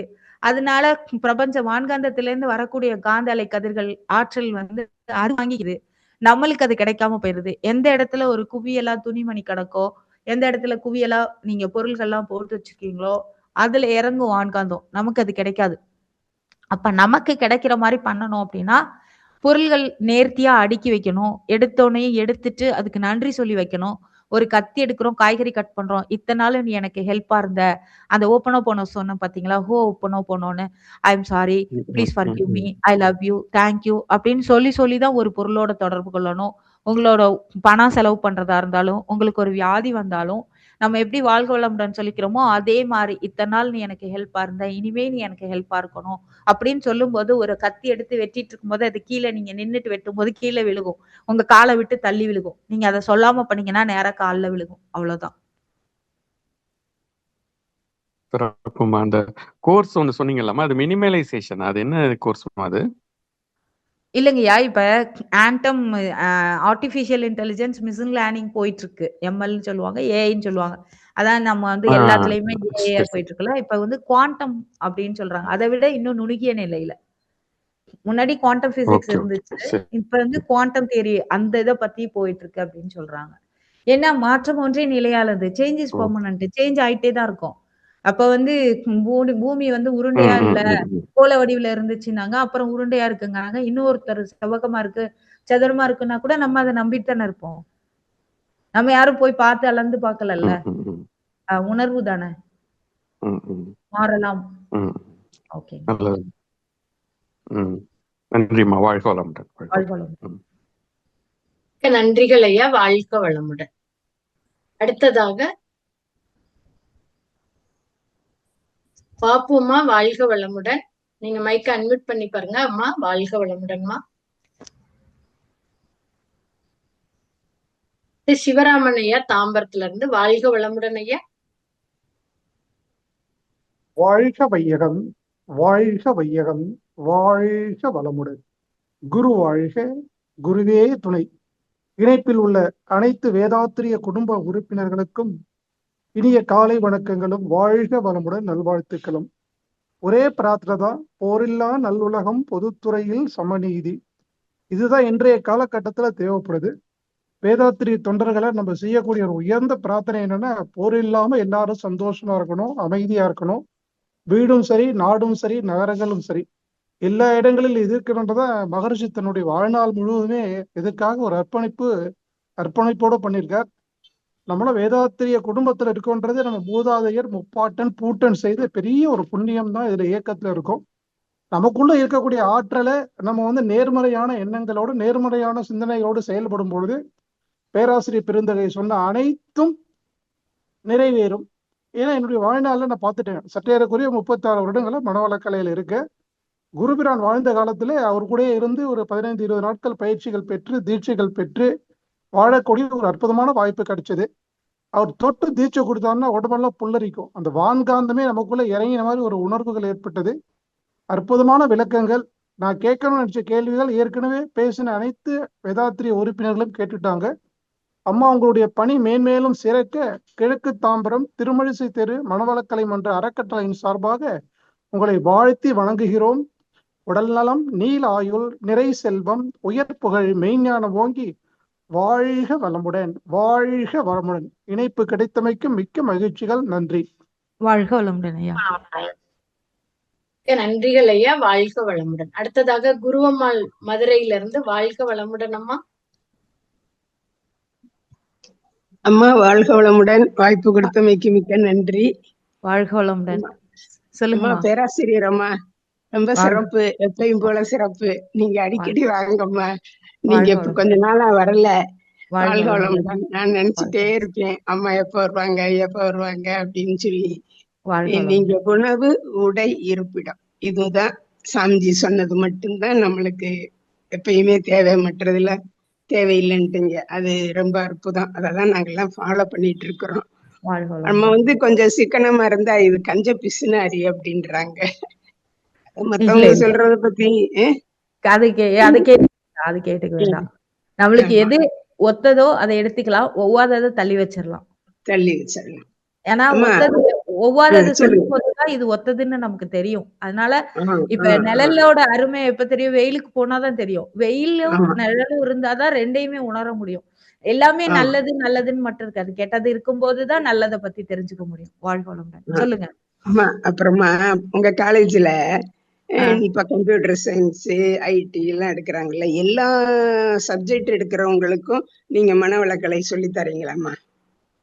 இல்ல என்னோட டிபார்ட்மெண்ட்லயே என்னால சொல்லி கொடுக்க முடியாது. ஏன்னா எந்த இடத்துல ஒரு வெற்றிடம் இருக்கோ அந்த இடத்துலதான் நீங்க தண்ணி ஊத்துனா நிறையும்.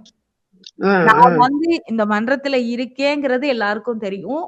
நான் ஒரு அமைதியா இருப்பேன், வாழ்க வளமுடன் சொல்லுவேங்கிறது தெரியும். எப்ப சொல்றாங்களோ, இப்ப ஏன்னா நான் ஆரம்பத்துல நான் எல்லாருக்கும் போய் சொல்லி கொடுத்துட்டு இருந்தேன். அது மாற்றம் இல்ல. உங்களை பார்த்துட்டு இருந்து அவங்க கேட்கணும். அதனால என்னோட காலேஜ பொறுத்த வரைக்கும் ஒரு 20,000 பேர் வேலை பார்ப்பாங்க. 20,000 பேர் வேலை பார்ப்பாங்க. 20,000 பேர்ல என்னோட டிபார்ட்மெண்ட்ல மட்டும் 150ல இருந்து 200 பேர் இருப்பாங்க. அதுல நான் ஸ்டூடெண்ட்ஸ்னு எடுத்துக்கிட்டீங்கன்னா 2,000 பேர் இருக்காங்க. என்னோட பிபிஏக்கு மட்டும் தான் நான் டீச் பண்றேன். அதுவும் அதுங்களுக்கு புரியாத வயசு, அடாலசன்ஸ்னு சொல்லுவாங்க. அந்த ஏஜ்ல இருக்கிறதுனால அவங்க நம்மளோட கடமை நம்ம செய்யணும் அப்படின்ட்டு அவங்களுக்கு நான் யோகா கோஆர்டினேட்டரா இருக்கறனால அவங்களுக்கு சொல்லித்தரேன். இங்க ஒரு மேடம் மட்டும் கேட்டாங்க, உனக்கு இவ்வளவு தெரியுதுன்னு சொல்லி கொடுக்கலாம் அப்படின்னு. இல்ல எனக்கு தெரிஞ்சது ரொம்ப கம்மிதான், தேவைன்னா நான் சொல்லித்தரேன் அப்படின்னு மட்டும். இல்லம்மா, நான் என்ன சொல்றேன், இவ்வளவும் நம்மளுக்கு நல்லதுன்னு தெரியுது. நீங்க எல்லா சப்ஜெக்ட் எடுக்கிற எல்லா ஸ்டூடெண்ட்டுக்குமே இதை கம்பல்சரியா எடுக்கலாம்ல? காலேஜ்ல கம்பல்சரி பண்ணலாம்ல? அதுதான் என்னோட கேள்வி. ஹலோ, வாழ்க வளமுடன். ஹலோ, கேக்குதுங்களா? ஹலோ அம்மா, ஒண்ணும் கேட்கல. வாழ்க வளமுடன் அம்மா. அம்மாவோட சிக்னல் ஏதோ டிராப் ஆயிருக்கு. வந்துருவாங்க, வெயிட் பண்ணுங்க, லைன்ல வெயிட் பண்ணுங்க. சரிப்பா. அம்மாவோடது மைக்கு வெளியில போயிடுச்சு, திருப்பி ஜாயின் பண்ணுவாங்க. வாழ்க. சரி. வாழ்க வளமுடன் அம்மா. ஜாகிரம்மா, வாழ்க வளமுடன். அம்மா வாழ்க வளமுடன். என்னோட கேள்வி என்னன்னா, இதெல்லாம் நம்ம மனவளக்கலையில தான் எல்லாமே நல்லது இருக்குன்னு தெரியுது. அத கம்பல்சரியா ஸ்டூடெண்ட்டுக்கு பண்ணுனா என்ன? ஆல் ஸ்டூடெண்ட்ஸ், ஆல் சப்ஜெக்ட்ஸ் அப்படின்னு நான் கேக்குறேன். அது வந்து இப்ப மனவளக்கலை அப்படிங்கிறது எல்லாருக்கும் பொது. காலேஜ் வந்து அப்படி கிடையாது. அவங்கள்ட்ட பர்மிஷன் வாங்கணும், நிறைய செய்யணும். இது வந்து முன்னாடி நம்ம கொடுத்துட்டு இருந்தோம்.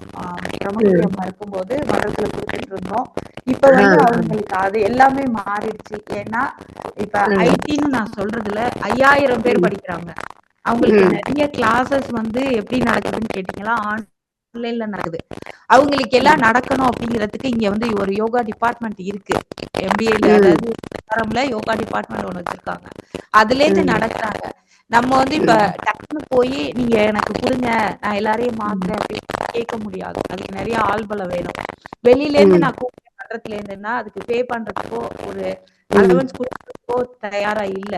அதுக்கப்புறம் அதுக்கு பெர்மிஷன் வாங்குறது எல்லாங்கிறது பெரிய ப்ராசஸ். என்னோட இடத்துல MBAல ஒரு 200 பேர் இருக்காங்களா, அவங்களுக்கு மட்டும் நான் சொல்லித்தரேன். 350 பேர் மொத்தம்.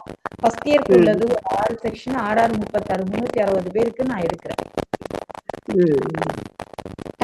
நானும் இந்த பசங்க 2 பேர் படிக்கிறாங்கம்மா, இங்க சொந்தக்கார பசங்க. அதனால நான் சொன்னேன், நீங்க SRMல சேருங்க, நல்லது, அங்க யோகாலாம் சொல்லி கொடுப்பாங்க அப்படின்னு.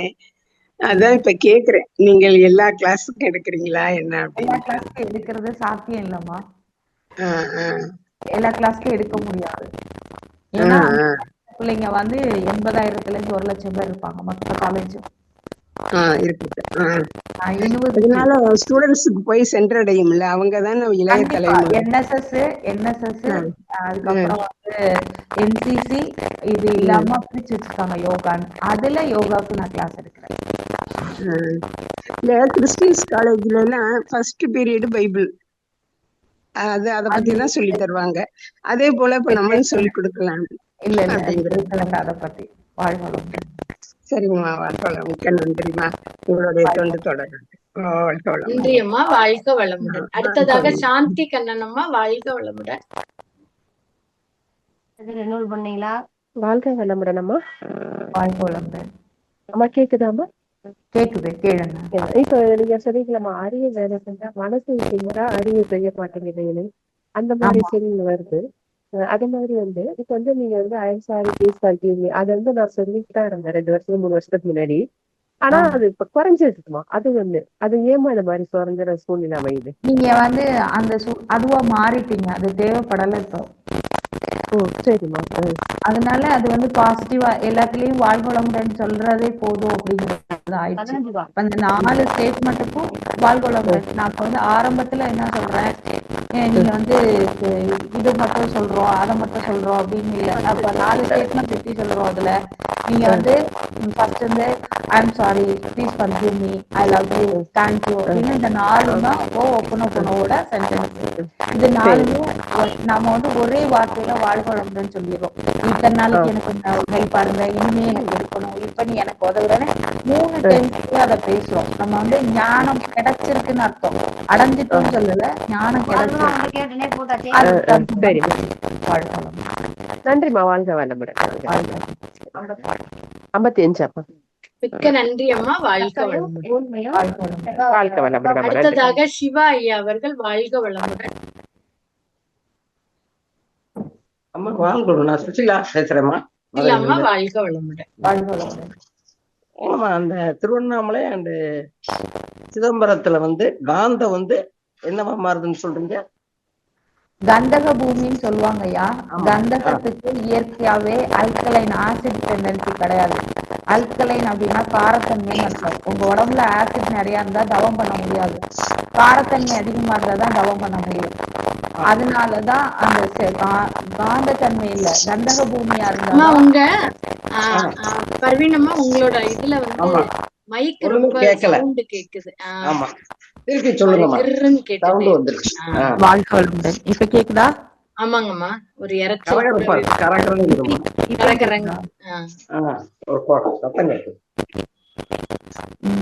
நெட்வொர்க் அவ்வளவுதான் இருக்கு. சரிங்க.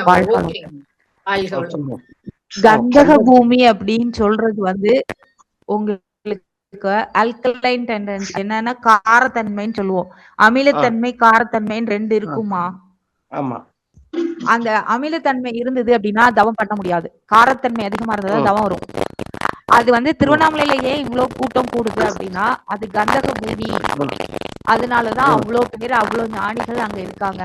உங்க முகத்தை வந்து தமிழ்நாடா வச்சுட்டீங்கன்னா நீங்க வைக்கிற பொட்டு ஆகினை இருக்குல்ல அதுதான் திருவண்ணாமலை. உங்களோட சிரஸ் இருக்குல்ல தலை அந்த பீனியல் கிளாண்ட் அந்த மாதிரி இருக்கிற முக்கியமான பகுதி சிதம்பரம் சொல்லுவாங்க. அதனால ஏன்னா இப்ப சைவ சித்தாந்தத்துல வந்து நீங்க ஒரு பெரிய ஹெட் ஆபீஸ் அப்படின்னு எடுத்துட்டீங்கன்னா சிதம்பரம் தான் சொல்லுவாங்க. பூமத்திய ரேகையோட தொடர்புக்கு நிறைய இருக்கு அதை பத்தி பேசணும்னா. ஏன் அதை சொல்றேன் அப்படின்னா அந்த இடத்துல உங்களுக்கு அல்கலைன் டெண்டன்சி ஜாஸ்தி, அதனால ஞானம் சித்திக்கும் அப்படிங்கிறதுக்காக சொல்றேன். மதுரை கூட கந்தக பூமின்னு தானே சொல்றாங்க. அதாங்க ஆமா, நான் சொன்னது 2 தான் உதாரணத்துக்கு எடுத்துக்கிட்டேன். நிறைய இருக்கு. திருச்சி கூட கந்தக பூமி தான். திருச்சி கந்தக பூமி, நெய்வேலி கந்தக பூமி. நெய்வேலியில இப்ப கோவில் இல்ல, ஆனா அங்க மக்கள் பழக்கம் ஜாஸ்தி, நிலக்கரி எடுத்துட்டு இருக்காங்க. அதுவும் இறைநிலையோட ஒரு அன்பளிப்பு தானே. தியானம் நல்ல வரும், செட் ஆகுறது வேற, வரும் அதிகமா கிடைக்கும், பவர்ஃபுல்லா இருக்கும். பவர்ஃபுல்லா இருக்கும் அந்த இடங்கள்ல பவர்ஃபுல்லா இருக்கும்னு சொன்னேன். சத்தமா இருக்கு. அடுத்ததை கேட்டுக்கிறேன்.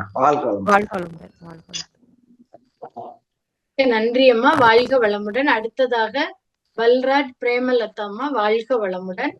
மைக் அன்மியூட் பண்ணிட்டு பேசலாம். வாய்ப்பு கொடுத்தமே நன்றி அம்மா. மேடம் வாழ்க வளமுடன். மேடம் வாழ்க வளமுடன். நான் உங்களோட ஸ்பீச் நிறைய கேட்டிருக்கேன் மேடம். நீங்க இப்ப சொன்ன மாதிரி ரொம்ப கொஞ்ச நாளா நீங்க வரல.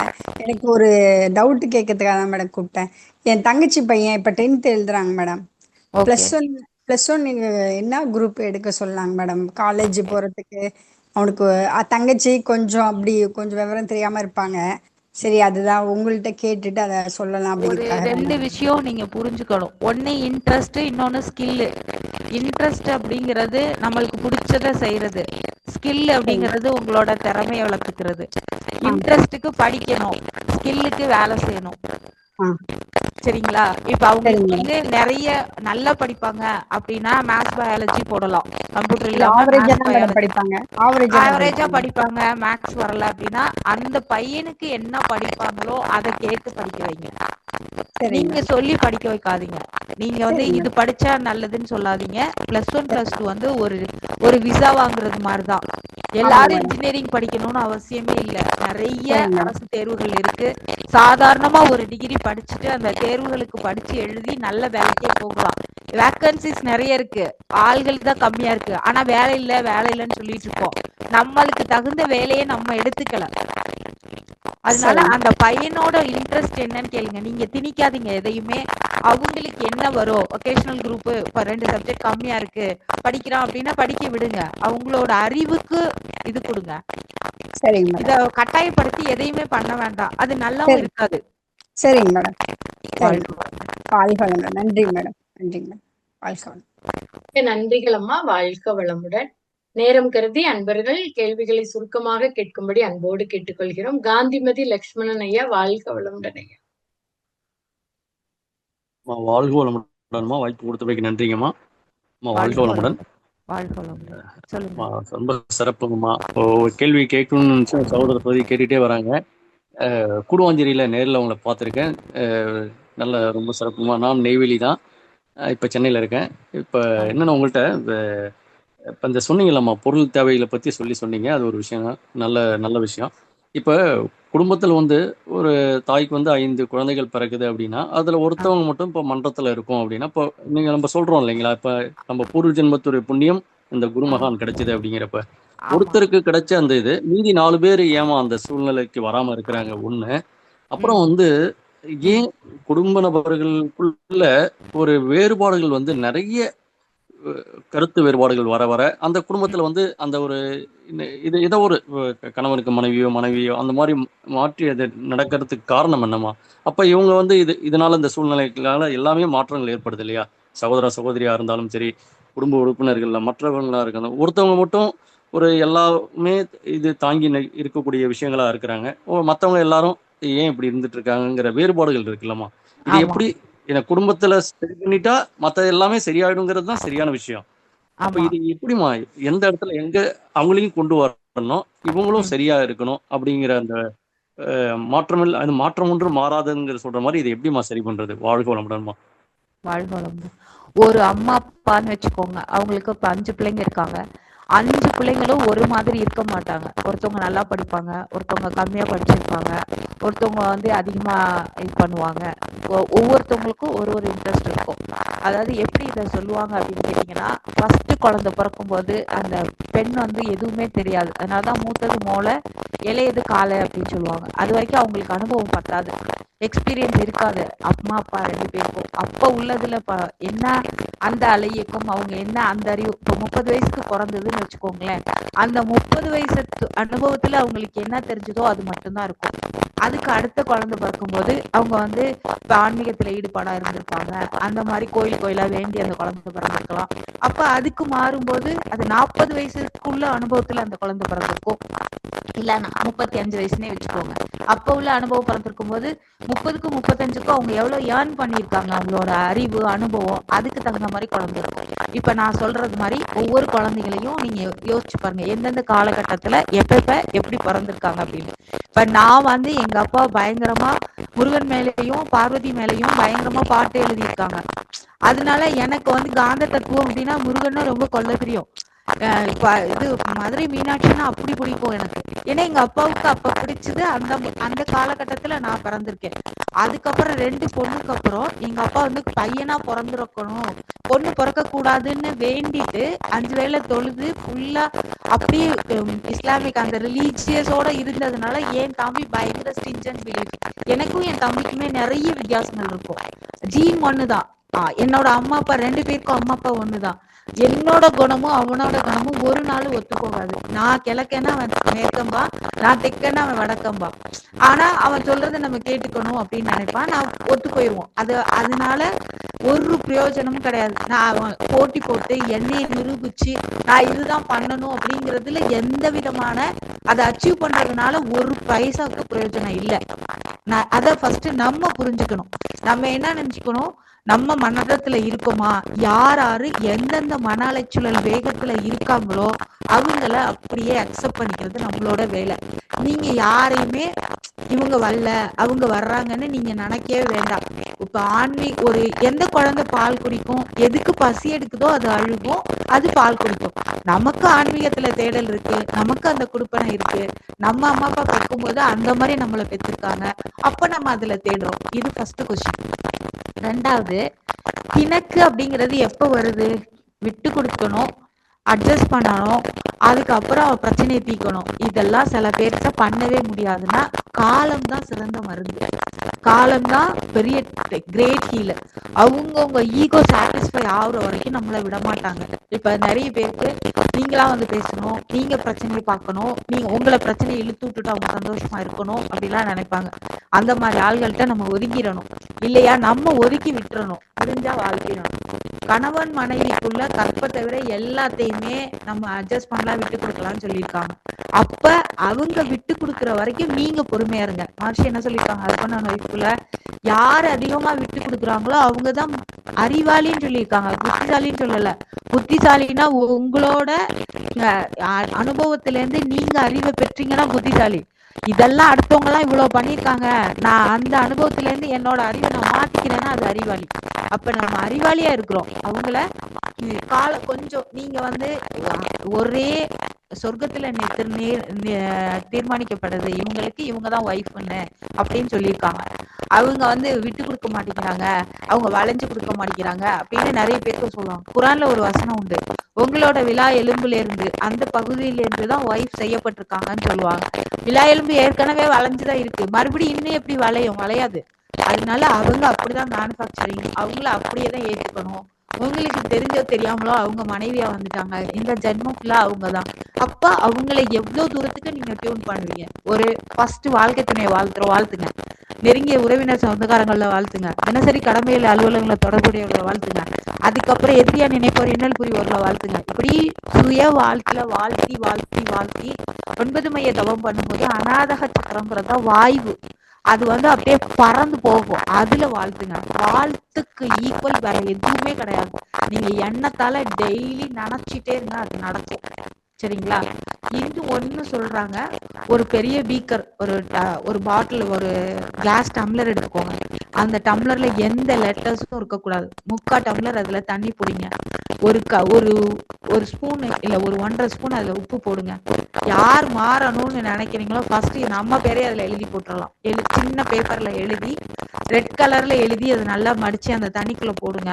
அதை தூக்கி ஒரு அமாவாசையில எழுத ஆரம்பிக்கிறீங்கன்னா 3 நாளைக்கு ஒரு தடவை அந்த தண்ணியை மாத்தணும். மாத்தி மாத்தி திருப்பி அதை எழுதி எழுதி அந்த பேப்பர்ல போடணும். அடுத்து பௌர்ணமி வர்ற வரைக்கும் ஒரு நாள் தூக்கி காலையில இளம் வெயில்ல வைக்கணும். பௌர்ணமினா ஃபுல் டே அந்த நிலவு வெளிச்சத்துல வைக்கலாம். இத மாதிரி உங்களுக்கு பண்ண முடியும் அப்படின்னு பண்ணுங்க. உங்களோட பிரச்சனைகளுக்கு சீக்கிரம் தீர்வு கிடைக்கும். வாழ்க வளமுடன். ஆமா, வாழ்க வளமுடன்மா. இப்ப இந்த டம்ளர் விஷயம் மட்டும் கொஞ்சம் திருப்பி சொல்லுமா? அது அப்ப கட் ஆயிருச்சு, நீங்க சொன்ன வாய்ஸ் கேட்கலாமா?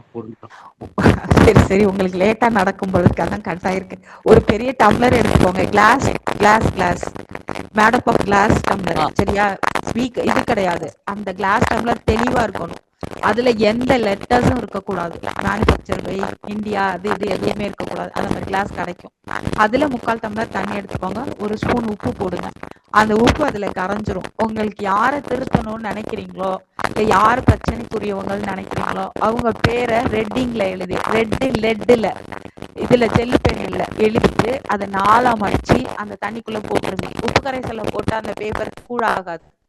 அதுக்கப்புறம் அதை எடுத்து பௌர்ணமி என்னைக்கு ஆரம்பிக்கிறீங்களோ, அமாவாசை அன்னைக்கு ஆரம்பிக்கிறீங்களோ, அந்த நிலவு வெளிச்சத்துல, பௌர்ணமினா நிலவு வெளிச்சத்துல வைக்கணும். மற்ற நாள்கள்ல காலையில இளம் வெயில்ல அதை வச்சு, அதை 1 மணி நேரம் வெயில்ல வச்சுட்டு எடுத்துடணும். உள்ளார வச்சுக்கணும். யாருக்கும் தெரியாம வைக்கிறது சிறப்பு. இல்லாட்டி ஒவ்வொருத்தரும் அதுக்கு கேள்வி கேட்டுட்டே இருப்பாங்க. அதை வச்சு 3 நாளைக்கு ஒரு தடவை என்டையர் ப்ராசஸ் மாத்தணும். மறுபடியும் அந்த தண்ணியை கொட்டிட்டு அந்த பேப்பரை எடுத்து போட்டுட்டு புதுசா எழுதி வைக்கணும். இதை ஒரு அமாவாசையில இருந்து அடுத்த பௌர்ணமி வரைக்கும் செய்யுங்க. அடுத்த பௌர்ணமில இருந்து அமாவாசை வரைக்கும் செய்யுங்க. உங்க பிரச்சனை தீர்ற வரைக்கும் இதை செஞ்சுட்டே இருங்க. சீக்கிரம் தீர்வு கிடைக்கும். சிறப்புமா. நன்றிங்கம்மா. வாழ்க வளமுடன்மா. நன்றிங்கம்மா. வாழ்க வளமுடன். வாழ்க வளமுடன். மிக்க நன்றி ஐயா. வாழ்க வளமுடன். அடுத்ததாக அருள்நிதி இந்திராணி அம்மா அவர்கள். வாழ்க வளமுடன் அம்மா. என்னோட டீச்சர் அவங்க. நன்றி அம்மா. தாகிரா பர்வீன் அம்மாவோட ஆசிரியர் இந்திராணி அம்மா. வாழ்க வளமுடன். என்னோட 3rd 4th 5th என்னோட 5th கிளாஸ்க்கு டீச்சர் அவங்க. Super super. வாழ்க வளமுடன். நல்லா இருக்கேன்.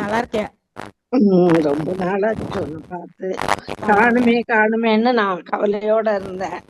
ரொம்ப சந்தோஷம். ஒண்ணு பார்த்ததே எனக்கு நிறைய ஒரு மகிழ்ச்சியை கொடுத்துருமா.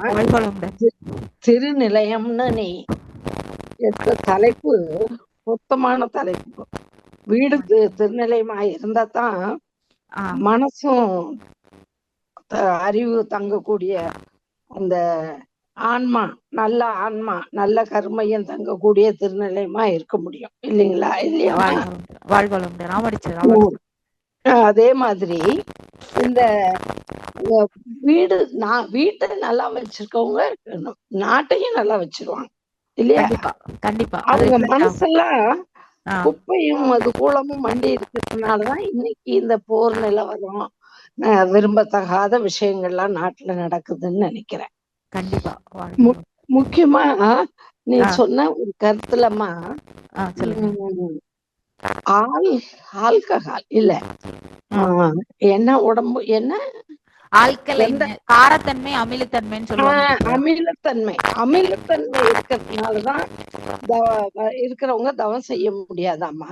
ஆமா, அதுக்கு ஜாஸ்தியா இருந்துச்சு அப்படின்னா, இப்ப அல்சர் நிறைய இருக்குன்னு வச்சுக்கோங்களேன், அவங்களுக்கு தவத்துல உட்கார்றது டிஸ்டர்ப் ஆகும். செய்ய முடியாதுங்கிறத விட டிஸ்டர்பன்ஸ் அதிகமாகும்.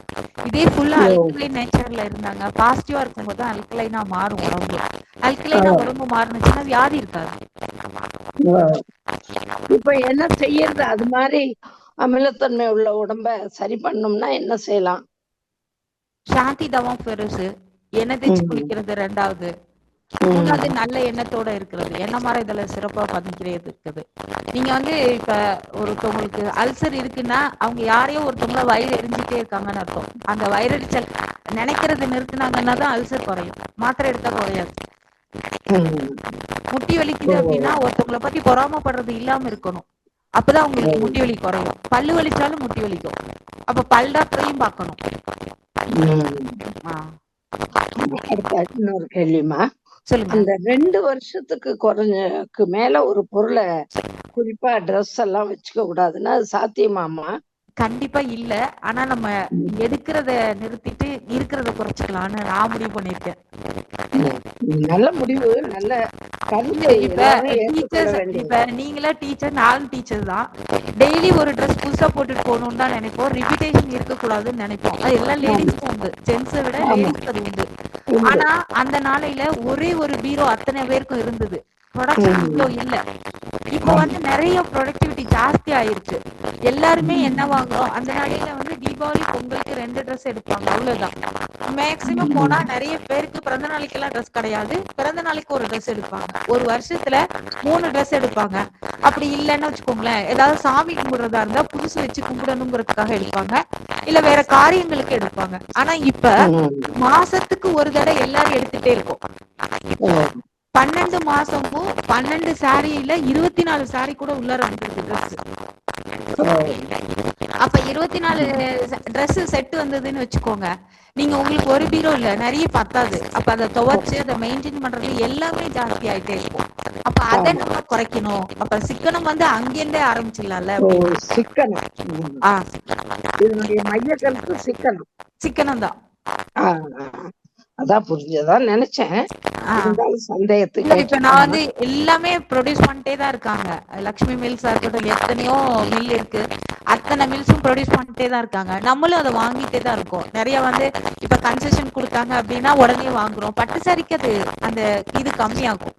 நீங்க பட்டு கட்டுனீங்கன்னா கம்மியாகும். அந்த இதெல்லாம் தோஷம் எல்லாம் கழியும்னு சொல்லுவாங்க. ஆனா பட்டு வந்து பட்டு நூல்ல இருந்து எடுக்க கூடாது, அதுக்கு மேல காட்டன் யூஸ் பண்ணுங்க, அது பட்டுப்பூச்சியை கொண்டு எடுக்கிறாங்க அப்படின்லாம் சொல்றாங்க. ஆனாலும் நம்ம பட்டு யூஸ் பண்ணிட்டு தான் இருக்கோம். அதுக்கு தோஷம் கம்மி, அதை சேர்த்து வச்சுக்கலாம். ஆனா நீங்க அதையும் நிறைய நாள் வைக்க முடியாது டீச்சர், அது கிழிஞ்சு தானே போகுது, மடிப்பு விட்டுறது இல்ல. அப்ப குறைச்சிக்கலாம். மிக அருமையமா, நல்ல பல தகவல்களை, அதுவும் பெண்களுக்கு குறிப்பா தேவையான தகவல்களா இருந்தது. நம்ம நீண்ட நாட்களுக்கு பிறகு பார்த்தாலும் நிறைவா இருந்ததுமா. வாழ்த்துக்கள் அம்மா. நீ உன்னுடைய உடல் நலம், நீலாயுள், நிறை செல்வம், உயர் புகழ், மெய்ஞானம் ஓங்கி வாழ்க வளமுடன் என்று மனதார இறைநிலை நின்று குருவர்களோடு வாழ்த்துகிறேன் அம்மா. வாழ்க வளமுடன். ஜாகிரா பர்வீன், வாழ்க வளமுடன். நன்றி அம்மா, வாழ்க வளமுடன். அடுத்ததாக சவுந்தரராஜன் ஐயா, வாழ்க வளமுடன். வாழ்க வளமுடன். வாழ்க வளமுடன் ஐயா. ரொம்ப சிறப்புமா. அதே மாதிரிமா இப்ப போனா சொல்றீங்களம்மா? ஆமா, ஹோ ஓப்பனா போனோம். சொல்லுங்க. அது இன்னொரு வாட்டி சொல்லுங்கம்மா. ஆங்கிலத்திலயும் சொல்லுங்க, தமிழ்லயும் சொல்லுங்க, கொஞ்சம் குறிச்சு வச்சுக்கிறாங்க. சரி. அது வந்து நம்மளோட இதுல எல்லாத்துக்கும் வாழ்க வளமுடன் மாதிரி சொல்லியிருக்காங்க. அது கம்மியா இருந்தாலும் கூட இருந்தாலும். ஆனா அவங்க வந்து ஒரு பிரின்சிபலை எப்படி ஃபாலோ பண்றாங்க அப்படின்னா, இப்ப ஒரு சுகர் கம்ப்ளைண்ட் இருக்கு, அந்த அவங்களுக்கு வந்து சக்கரை வியாதி இருக்கு. அப்ப சக்கரை வியாதி இருக்கும்போது எந்த உறுப்பு பாதிக்கப்பட்டிருக்கு அப்படின்னா, நம்மளோட பேங்க்ரியாஸ், கணையம் பாதிக்கப்பட்டிருக்கு. அதுல இருந்து இன்சுலின் கரெக்டா சுரந்து அது ரத்தத்துல கலந்தது அப்படின்னா உங்களுக்கு அந்த வியாதி கம்மி. அப்ப அங்க இன்சுலின் சுரப்பு வந்து கம்மியா இருக்கிறதுனாலதான் குறைபாடு, அது டிஃபெக்ட்னு சொல்லுவாங்க. அப்போ நீங்க அந்த உறுப்பை வந்து தொப்புள் கிட்டே கைய வச்சுட்டு நீங்க என்ன சொல்றீங்க அப்படின்னா, இத்தனை நாள் வரைக்கும் எனக்கு ஹெல்ப்பா இருந்த, உதவியா இருந்த, இனிமே எனக்கு உதவியா இருக்கணும், உன்னை நான் கவனிக்கல, உன்னை இனிமே நான் வந்து கவனிக்கிறேன், உன்னை நான் விரும்புறேன், இது வரைக்கும் நீ எனக்கு இருந்ததுக்கு நன்றி, இனிமேயும் நீ இருக்கணும் அப்படிங்கிறதுக்கு எப்படி சொல்றோம்னா, ஐ எம் சாரி, நான் இது வரைக்கும் உன்னை கஷ்டப்படுத்திட்டேன், நான் நல்லா வச்சுக்கல உன்னை, I am sorry, please forgive me, என்னை மன்னிச்சிரு, நான் உன்னை கவனிக்காம விட்டதுக்கு நான் உன்னை இனிமே கவனிக்கிறேன், இது வரைக்கும் நீ எனக்கு உதவியா இருந்த, இனிமே இருக்கணும், ஐ லவ் யூ, நீ இது வரைக்கும் இருந்ததுக்கு நன்றி, தேங்க்யூ அப்படின்னு சொல்றாங்க. அப்படி சொல்லும் போது மனசு வியாதி அப்படிங்கிறது ஆதியில தோன்றுதுன்னு சொல்லியிருக்காங்க. ஆதி அப்படின்னா ஆதியில மூளையில ஃபர்ஸ்ட் அந்த ஃபிராக்ஷன் ஆஃப் செகண்ட் அது தோணி அதுக்கப்புறம் தலைவலிக்குதுன்னு நம்ம நினைச்சு ரெண்டு சிங்க் ஆனாதான் தலைவலிங்கிறத உணர்வோம். அது வரைக்கும் தெரியாது. இது நல்ல ஹாப்பி ஹார்மோன்ஸ் எல்லாம் சுரந்தது அப்படின்னா உங்களோட வியாதி உங்களுக்கு தெரியவே தெரியாது, அது மறந்துடும். அதனாலதான் நல்லாரை காண்பதும் நன்றி, நல்லார் சொல் கேட்பதும் நன்றி, நல்லாரோடு இணைந்து இருப்பதும் நன்றி. அத ரெகுலரா இத ஃபாலோ பண்ணிட்டு வந்தாவே போதும். இதுதான் மகர்ஷி எல்லாத்துக்கும் வாழ்க வளமுடன் சொல்லிட்டாங்க. அந்த வாழ்க வளமுடன் இந்த 4 அடக்கம். நீங்க வாழ்க வளமுடன் அதான் சொல்றது. சொல்லுங்க. அதான் இப்ப கண்ணாடி பயிற்சி பண்ணும் பொழுது பின்னாடி எதுவும் தெரியக்கூடாதுங்க தெரியுது. இருந்தாலும் வீட்டுல எல்லாம் வச்சு செய்யும் போது ஏதோ கொஞ்சம் சரிதான் பாக்குது. ஒயிட் கலர் ஸ்கிரீன் போட்டுருங்க ஐயா. ஸ்கிரீன் போட்டுக்கணும் பின்னாடி. ஒயிட் கலர் ஸ்கிரீன் போட்டுக்கணும். பிம்பம் தெரியக்கூடாது. நம்மள மறந்துட்டு அந்த பொருளை தான் நம்ம நினைச்சிட்டு இருப்போம். கண்ணுல பார்க்கும்போது அந்த பொருளோட பிம்பம் கண்ணாடியில தெரிஞ்சது நம்ம மூளைக்கு அது ஸ்கிரீன் ஆயிடும். சரி, நன்றிங்கம்மா. ஓகே, வாழ்க வளமுடன். வாழ்க வளமுடன்.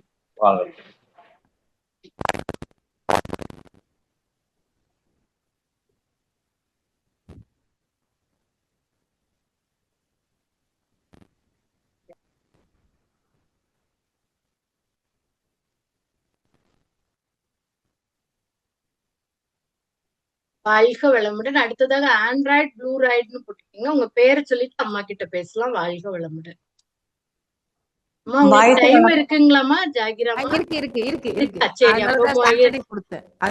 ஹேண்ட் ரைஸ் பண்ணிருக்கவங்களுக்கு எல்லாம் கொடுத்துடலாம்லமா அன்மியூட்? கண்டிப்பா கொடுங்க நான் சொல்றேன். நான் ஃபாஸ்டிங் தான், ஒண்ணும் சாப்பிடுற வேலையே கிடையாது. சரி, நன்றிமா, நன்றி. அம்மா வாழ்க வளமுடன், வாய்ப்புக்கு நன்றி. வாழ்க வளமுடன். வாழ்க வளமுடன்மா. எனக்கு என்னன்னா, இப்ப நான் வந்து மனவளக்கலையில ஒரு 20 வருஷமாவே இருக்கேன். சரிங்க. நானும் எங்க வீட்டுக்காரர் ரிட்டைர்மெண்ட்.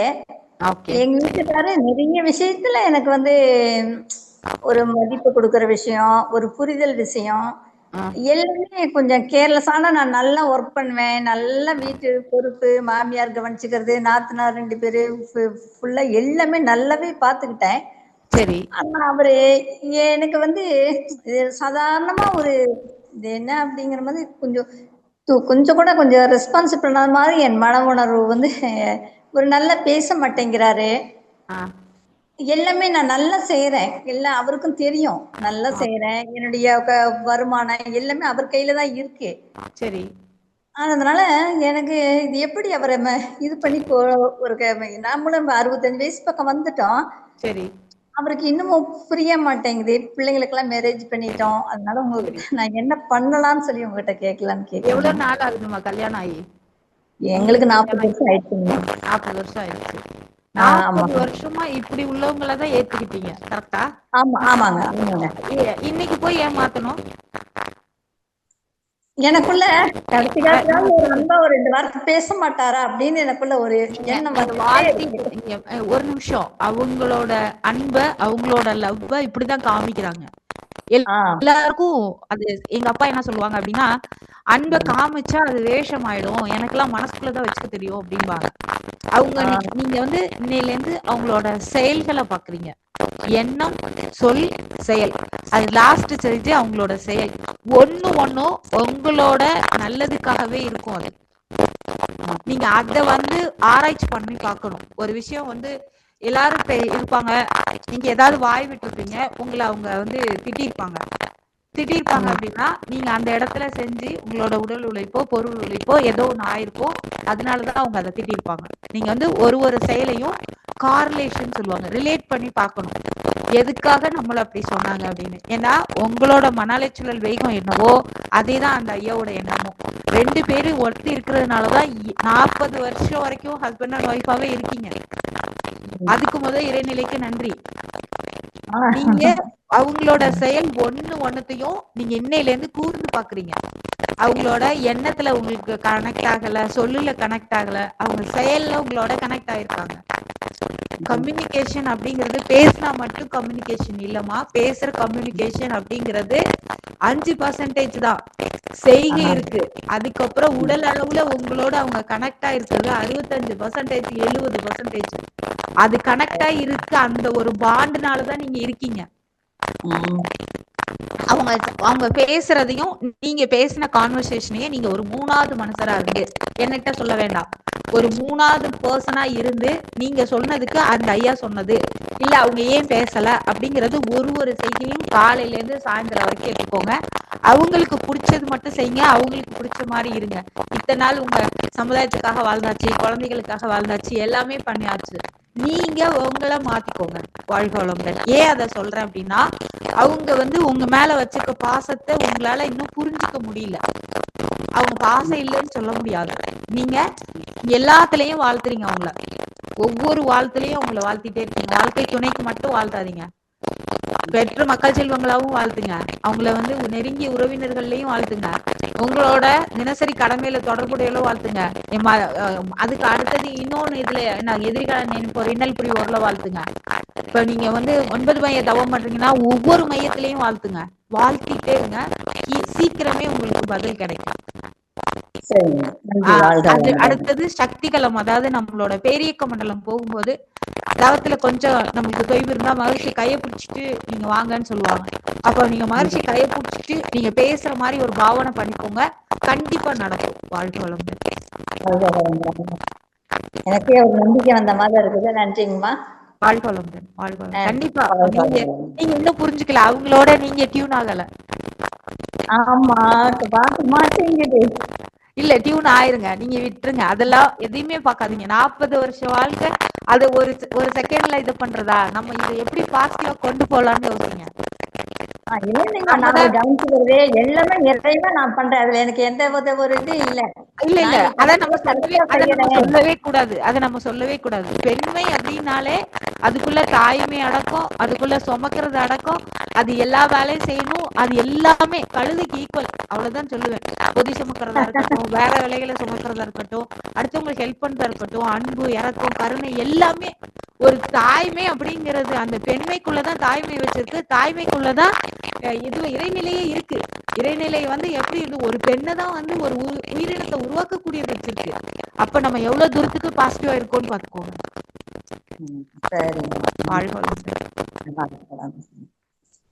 நன்றிகள் அம்மா. வாழ்க வளமுடன். அடுத்ததாக கவிதா கோவிந்தராஜ் அம்மா அவர்கள். வாழ்க வளமுடன் அம்மா. வாழ்க வளமுடன் அம்மா. வாழ்க வளமுடன் அம்மா. மாசத்துக்கு ஒரு முறை ரூம்ல எல்லாம் விளக்கேத்துன்னு சொன்னீங்க, நல்ல வைப்ரேஷன் வரும். ஆமாங்கம்மா. அது எப்படிங்கம்மா? ஒவ்வொரு ரூம்லயும் ஏத்தலாமா? ஏத்தலாம். இப்ப இது கார்த்திகை அன்னைக்கு வைப்போம்ல, கார்த்திகை மட்டும்தான் வைக்கிறோம் இல்லையா, வருஷத்துக்கு ஒரு தடவை. ஒரு வருஷத்துக்கு விளக்கேத்திட்டு அடுத்த வருஷம் நீங்க பாருங்க, அடுத்த வருஷம் நீங்க பாசிட்டிவ் ஆயிடுறீங்க. அப்ப ஒரு மாசமும் ஒரு இடத்த நல்லா தொடச்சு விட்டுட்டு செவ்வாய்க்கிழமை வெள்ளிக்கிழமையோ உங்களுக்கு என்ன நாள் முடிச்சிருக்கோ அந்த நாளையில ஒரு அகல் விளக்கு தட்டு வச்சு பக்கத்துல ஒரு ஸ்டூல் மேல வச்சாலும் சரி. ஏன்னா தரையில வைக்க வேண்டாம், ஒரு ஸ்டூல் மேல, வட ஸ்டூல ஏதோ ஒண்ணுல. பாதுகாப்பு முக்கியம். பக்கத்துல துணி இருக்கு, பேப்பர் இருக்கு, இந்த அம்மா வைக்க சொன்னிச்சு வச்சுன்னு வச்சிடக்கூடாது. அதுல கவனமா வச்சு ஒரு 1/2 hour இல்ல ஒரு மணி நேரம் அந்த விளக்கு எண்ணெய் தீர்ற வரைக்கும் ஏத்துறது சிறப்பு. விளக்கெண்ணெயில ஏத்துறது மிக சிறப்பு. ஆமா. அடுத்தது 2 வருஷம் கழிச்சு ஒரு பொருளை போட்டுட சொன்னீங்க, துணிய தானமா கொடுக்கலாமா இல்ல போட்டுடணுமா? இல்லாதவங்களுக்கு கொடுக்கலாம். கொடுக்கும் போது வஸ்திர தானங்கும் போது ஒரு புது துணி கொடுக்கணும். ஒரு புதுசா ஒரு சாரி எடுத்து வச்சு ஒரு 5 சாரி பழைய சாரி கொடுக்கணும். உங்க பிள்ளைங்களோட ட்ரெஸ் இருக்கும் நிறைய, அது இல்லாதவங்க வாங்கிப்பாங்க. அந்த பிள்ளைங்களுக்கு ஒரு புது ட்ரெஸ் எடுத்து கொடுத்து இந்த பழைய ட்ரெஸ் சேர்த்து கொடுக்கணும். நன்றிகள் அம்மா. வாழ்க வளமுடன் அம்மா. அம்மா உங்க கருத்து நல்லா இருந்துச்சு, ஆனா சவுண்ட் சரியில்லைம்மா. இது ரெக்கார்ட் வரும்ல, அப்ப போட்டு கேளுங்க. வாழ்க வளமுடன். சரிங்கம்மா. வாழ்க வளமுடன். வாழ்க வளமுடன் அம்மா. ரொம்ப நன்றிகள் அம்மா. வாழ்க வளமுடன். அடுத்ததாக காந்திமதி லட்சுமணன் ஐயா. வாழ்க வளமுடன். அம்மா வாழ்க்கை மீண்டும் வாய்ப்பு கொடுத்தமைக்கு. அம்மா அந்த சகோதரி கேட்டாங்க இல்லையா, டீச்சர் அந்த இது கேட்டாங்கல்ல, அந்த அல்கலின் மாத்துறதுக்கு நம்ம மன்றத்துல ஐயா செல்வம் ஐயா சொன்னது என்ன சொன்னாருன்னா, டெய்லி வந்து எலுமிச்சம்பழ தோல் இருக்கு இல்லைங்களா, அந்த தோலை வந்து சின்ன சின்னதா கட் பண்ணி நல்லா கொதிக்க வச்சு, அதே மாதிரி இஞ்சியும் வந்து தோலை சீவிட்டு அதை சின்னதை கட் பண்ணி ரெண்டுத்தையும் ஒன்னா போட்டு நல்லா கொதிக்க வச்சு பொறுமையா அது ஆறுன பிறகு எம்டி ஸ்டொமக்ல ரெகுலரா குடிச்சிட்டு வந்தா நம்ம பாடியில இருக்க ஆசிட் வந்து அல்கலீனா மாறுறதுக்கு நிறைய மாறிடும், கண்டிப்பா மாறிடும். நோய்கள் வந்து தீர்றதுக்கு பெரிய உதவியா இருக்கும்னு சொன்னாருங்கம்மா. அதை சொல்லலாம்னு கால் பண்ணம்மா. வாழ்கொள்ளுடன். அதாவது கல்லீரலை வந்து நம்ம டீடாக்சிக் பண்றதுன்னு சொல்லுவாங்க. கல்லீரலை தூய்மை பண்ணா உங்களுக்கு ஆல்கலைனா மாறிடும். கல்லீரல் தான் எல்லாத்தையும் சேர்த்து வச்சுக்கும். அது வந்து பாவப்பட்ட ஜென்மம். எல்லாத்தையும் சேர்த்து வச்சுக்கும். ஒரு 500 வேலைக்கு மேல பார்க்கும். ஒரு ஞானியை விட நம்ம உடல்ல உள்ள கல்லீரல் தான் ரொம்ப வேலை பார்க்கும். அப்ப அதை டெய்லி டீடாக்சிகேட் பண்றதுன்னு சொல்லுவாங்க.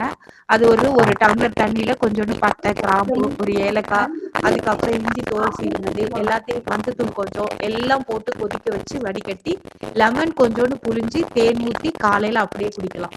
இது ஒரு மெத்தடு. நிறைய இருக்கு. அதுல வந்து தோலை மட்டும், அதாவது எலுமிச்சை வந்து ஃபுல்லாவே வெட்டிட்டு அதை அப்படியே போட்டு கொதிக்க வச்சு தோலோட சேர்த்து சாப்பிடுவாங்க. அதுவும் சாப்பிடலாம். இதெல்லாம் சாப்பிட்டும் நல் எண்ணம்னு ஒண்ணு இல்லைன்னா அல்கலைனா ஆசிடாவே தான் இருக்கும்.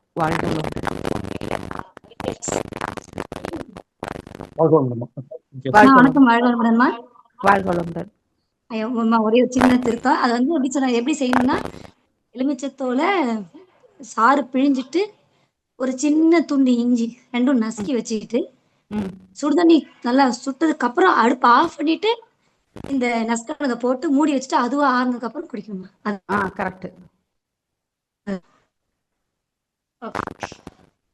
நன்றி அம்மா. வாழ்க வளமுடன். அடுத்ததாக ராஜலட்சுமி அம்மா, வாழ்க வளமுடன். வாழ்க வளமுடன். வாழ்க வளமுடன். சொல்லுங்க சொல்லுங்க. ரொம்ப தெளிவா அமைதியா எல்லாருக்கும் புரியுற மாதிரி அந்த வாழ்க்கையோட ஒன்றி சொன்னீங்கம்மா. ரொம்ப சிறப்பா இருந்ததுமா. மகிழ்ச்சிமா. வாழ்க்கைதான் கூப்பிட்டேன். தொண்டு தொடரணும். அடிக்கடி நீங்க வாங்க. அன்பு நல்ல பண்பாகி எல்லாத்தையும் அள்ளி கொடுக்குறீங்க. நான் எப்பயும் தலைப்பு கொடுத்தாலும் உட்கார்ந்து ப்ரிப்பேர் எல்லாம் பண்ணவே மாட்டேன். அதை அப்படியே யோசிச்சுட்டே தான் இருந்தேன். இன்னைக்கு மறுச்சிட்டு உட்காந்து திருநெல்வேலி எனக்கு என்ன பேசுறதுன்னு தெரியாது, நீங்க தான் எனக்கு எடுத்து கொடுக்கணும்னு சொல்லிட்டு உட்காந்து. நல்லதுமா. ரொம்ப ரொம்ப மகிழ்ச்சியா இருந்துச்சுமா. நான் காலையில எழுதினேம்மா. அறிவே தெளிவு, உள் உணர்வே உண்மை, உள் நிலை, அடியவர் கூட்டமே உயர்நிலை, ஆழ்ந்து உணர்ந்தால் மகிழ்ச்சி, ஒன்றி நின்றால் உள்ளொளி, ஓம் என்ற ஒளியே அமைதி, உணர்ந்து ஓதல் பேரானந்தம். உங்களுக்கு தாமா பொருத்தமா இருக்கு. வாழ்க வளமுடன்மா. ரொம்ப நன்றிம்மா. தொண்டு தொடர வாழ்த்துக்கள். வாழ்க வளமுடன். நம் கடமை அறவாழ்வின் நாட்டத்தை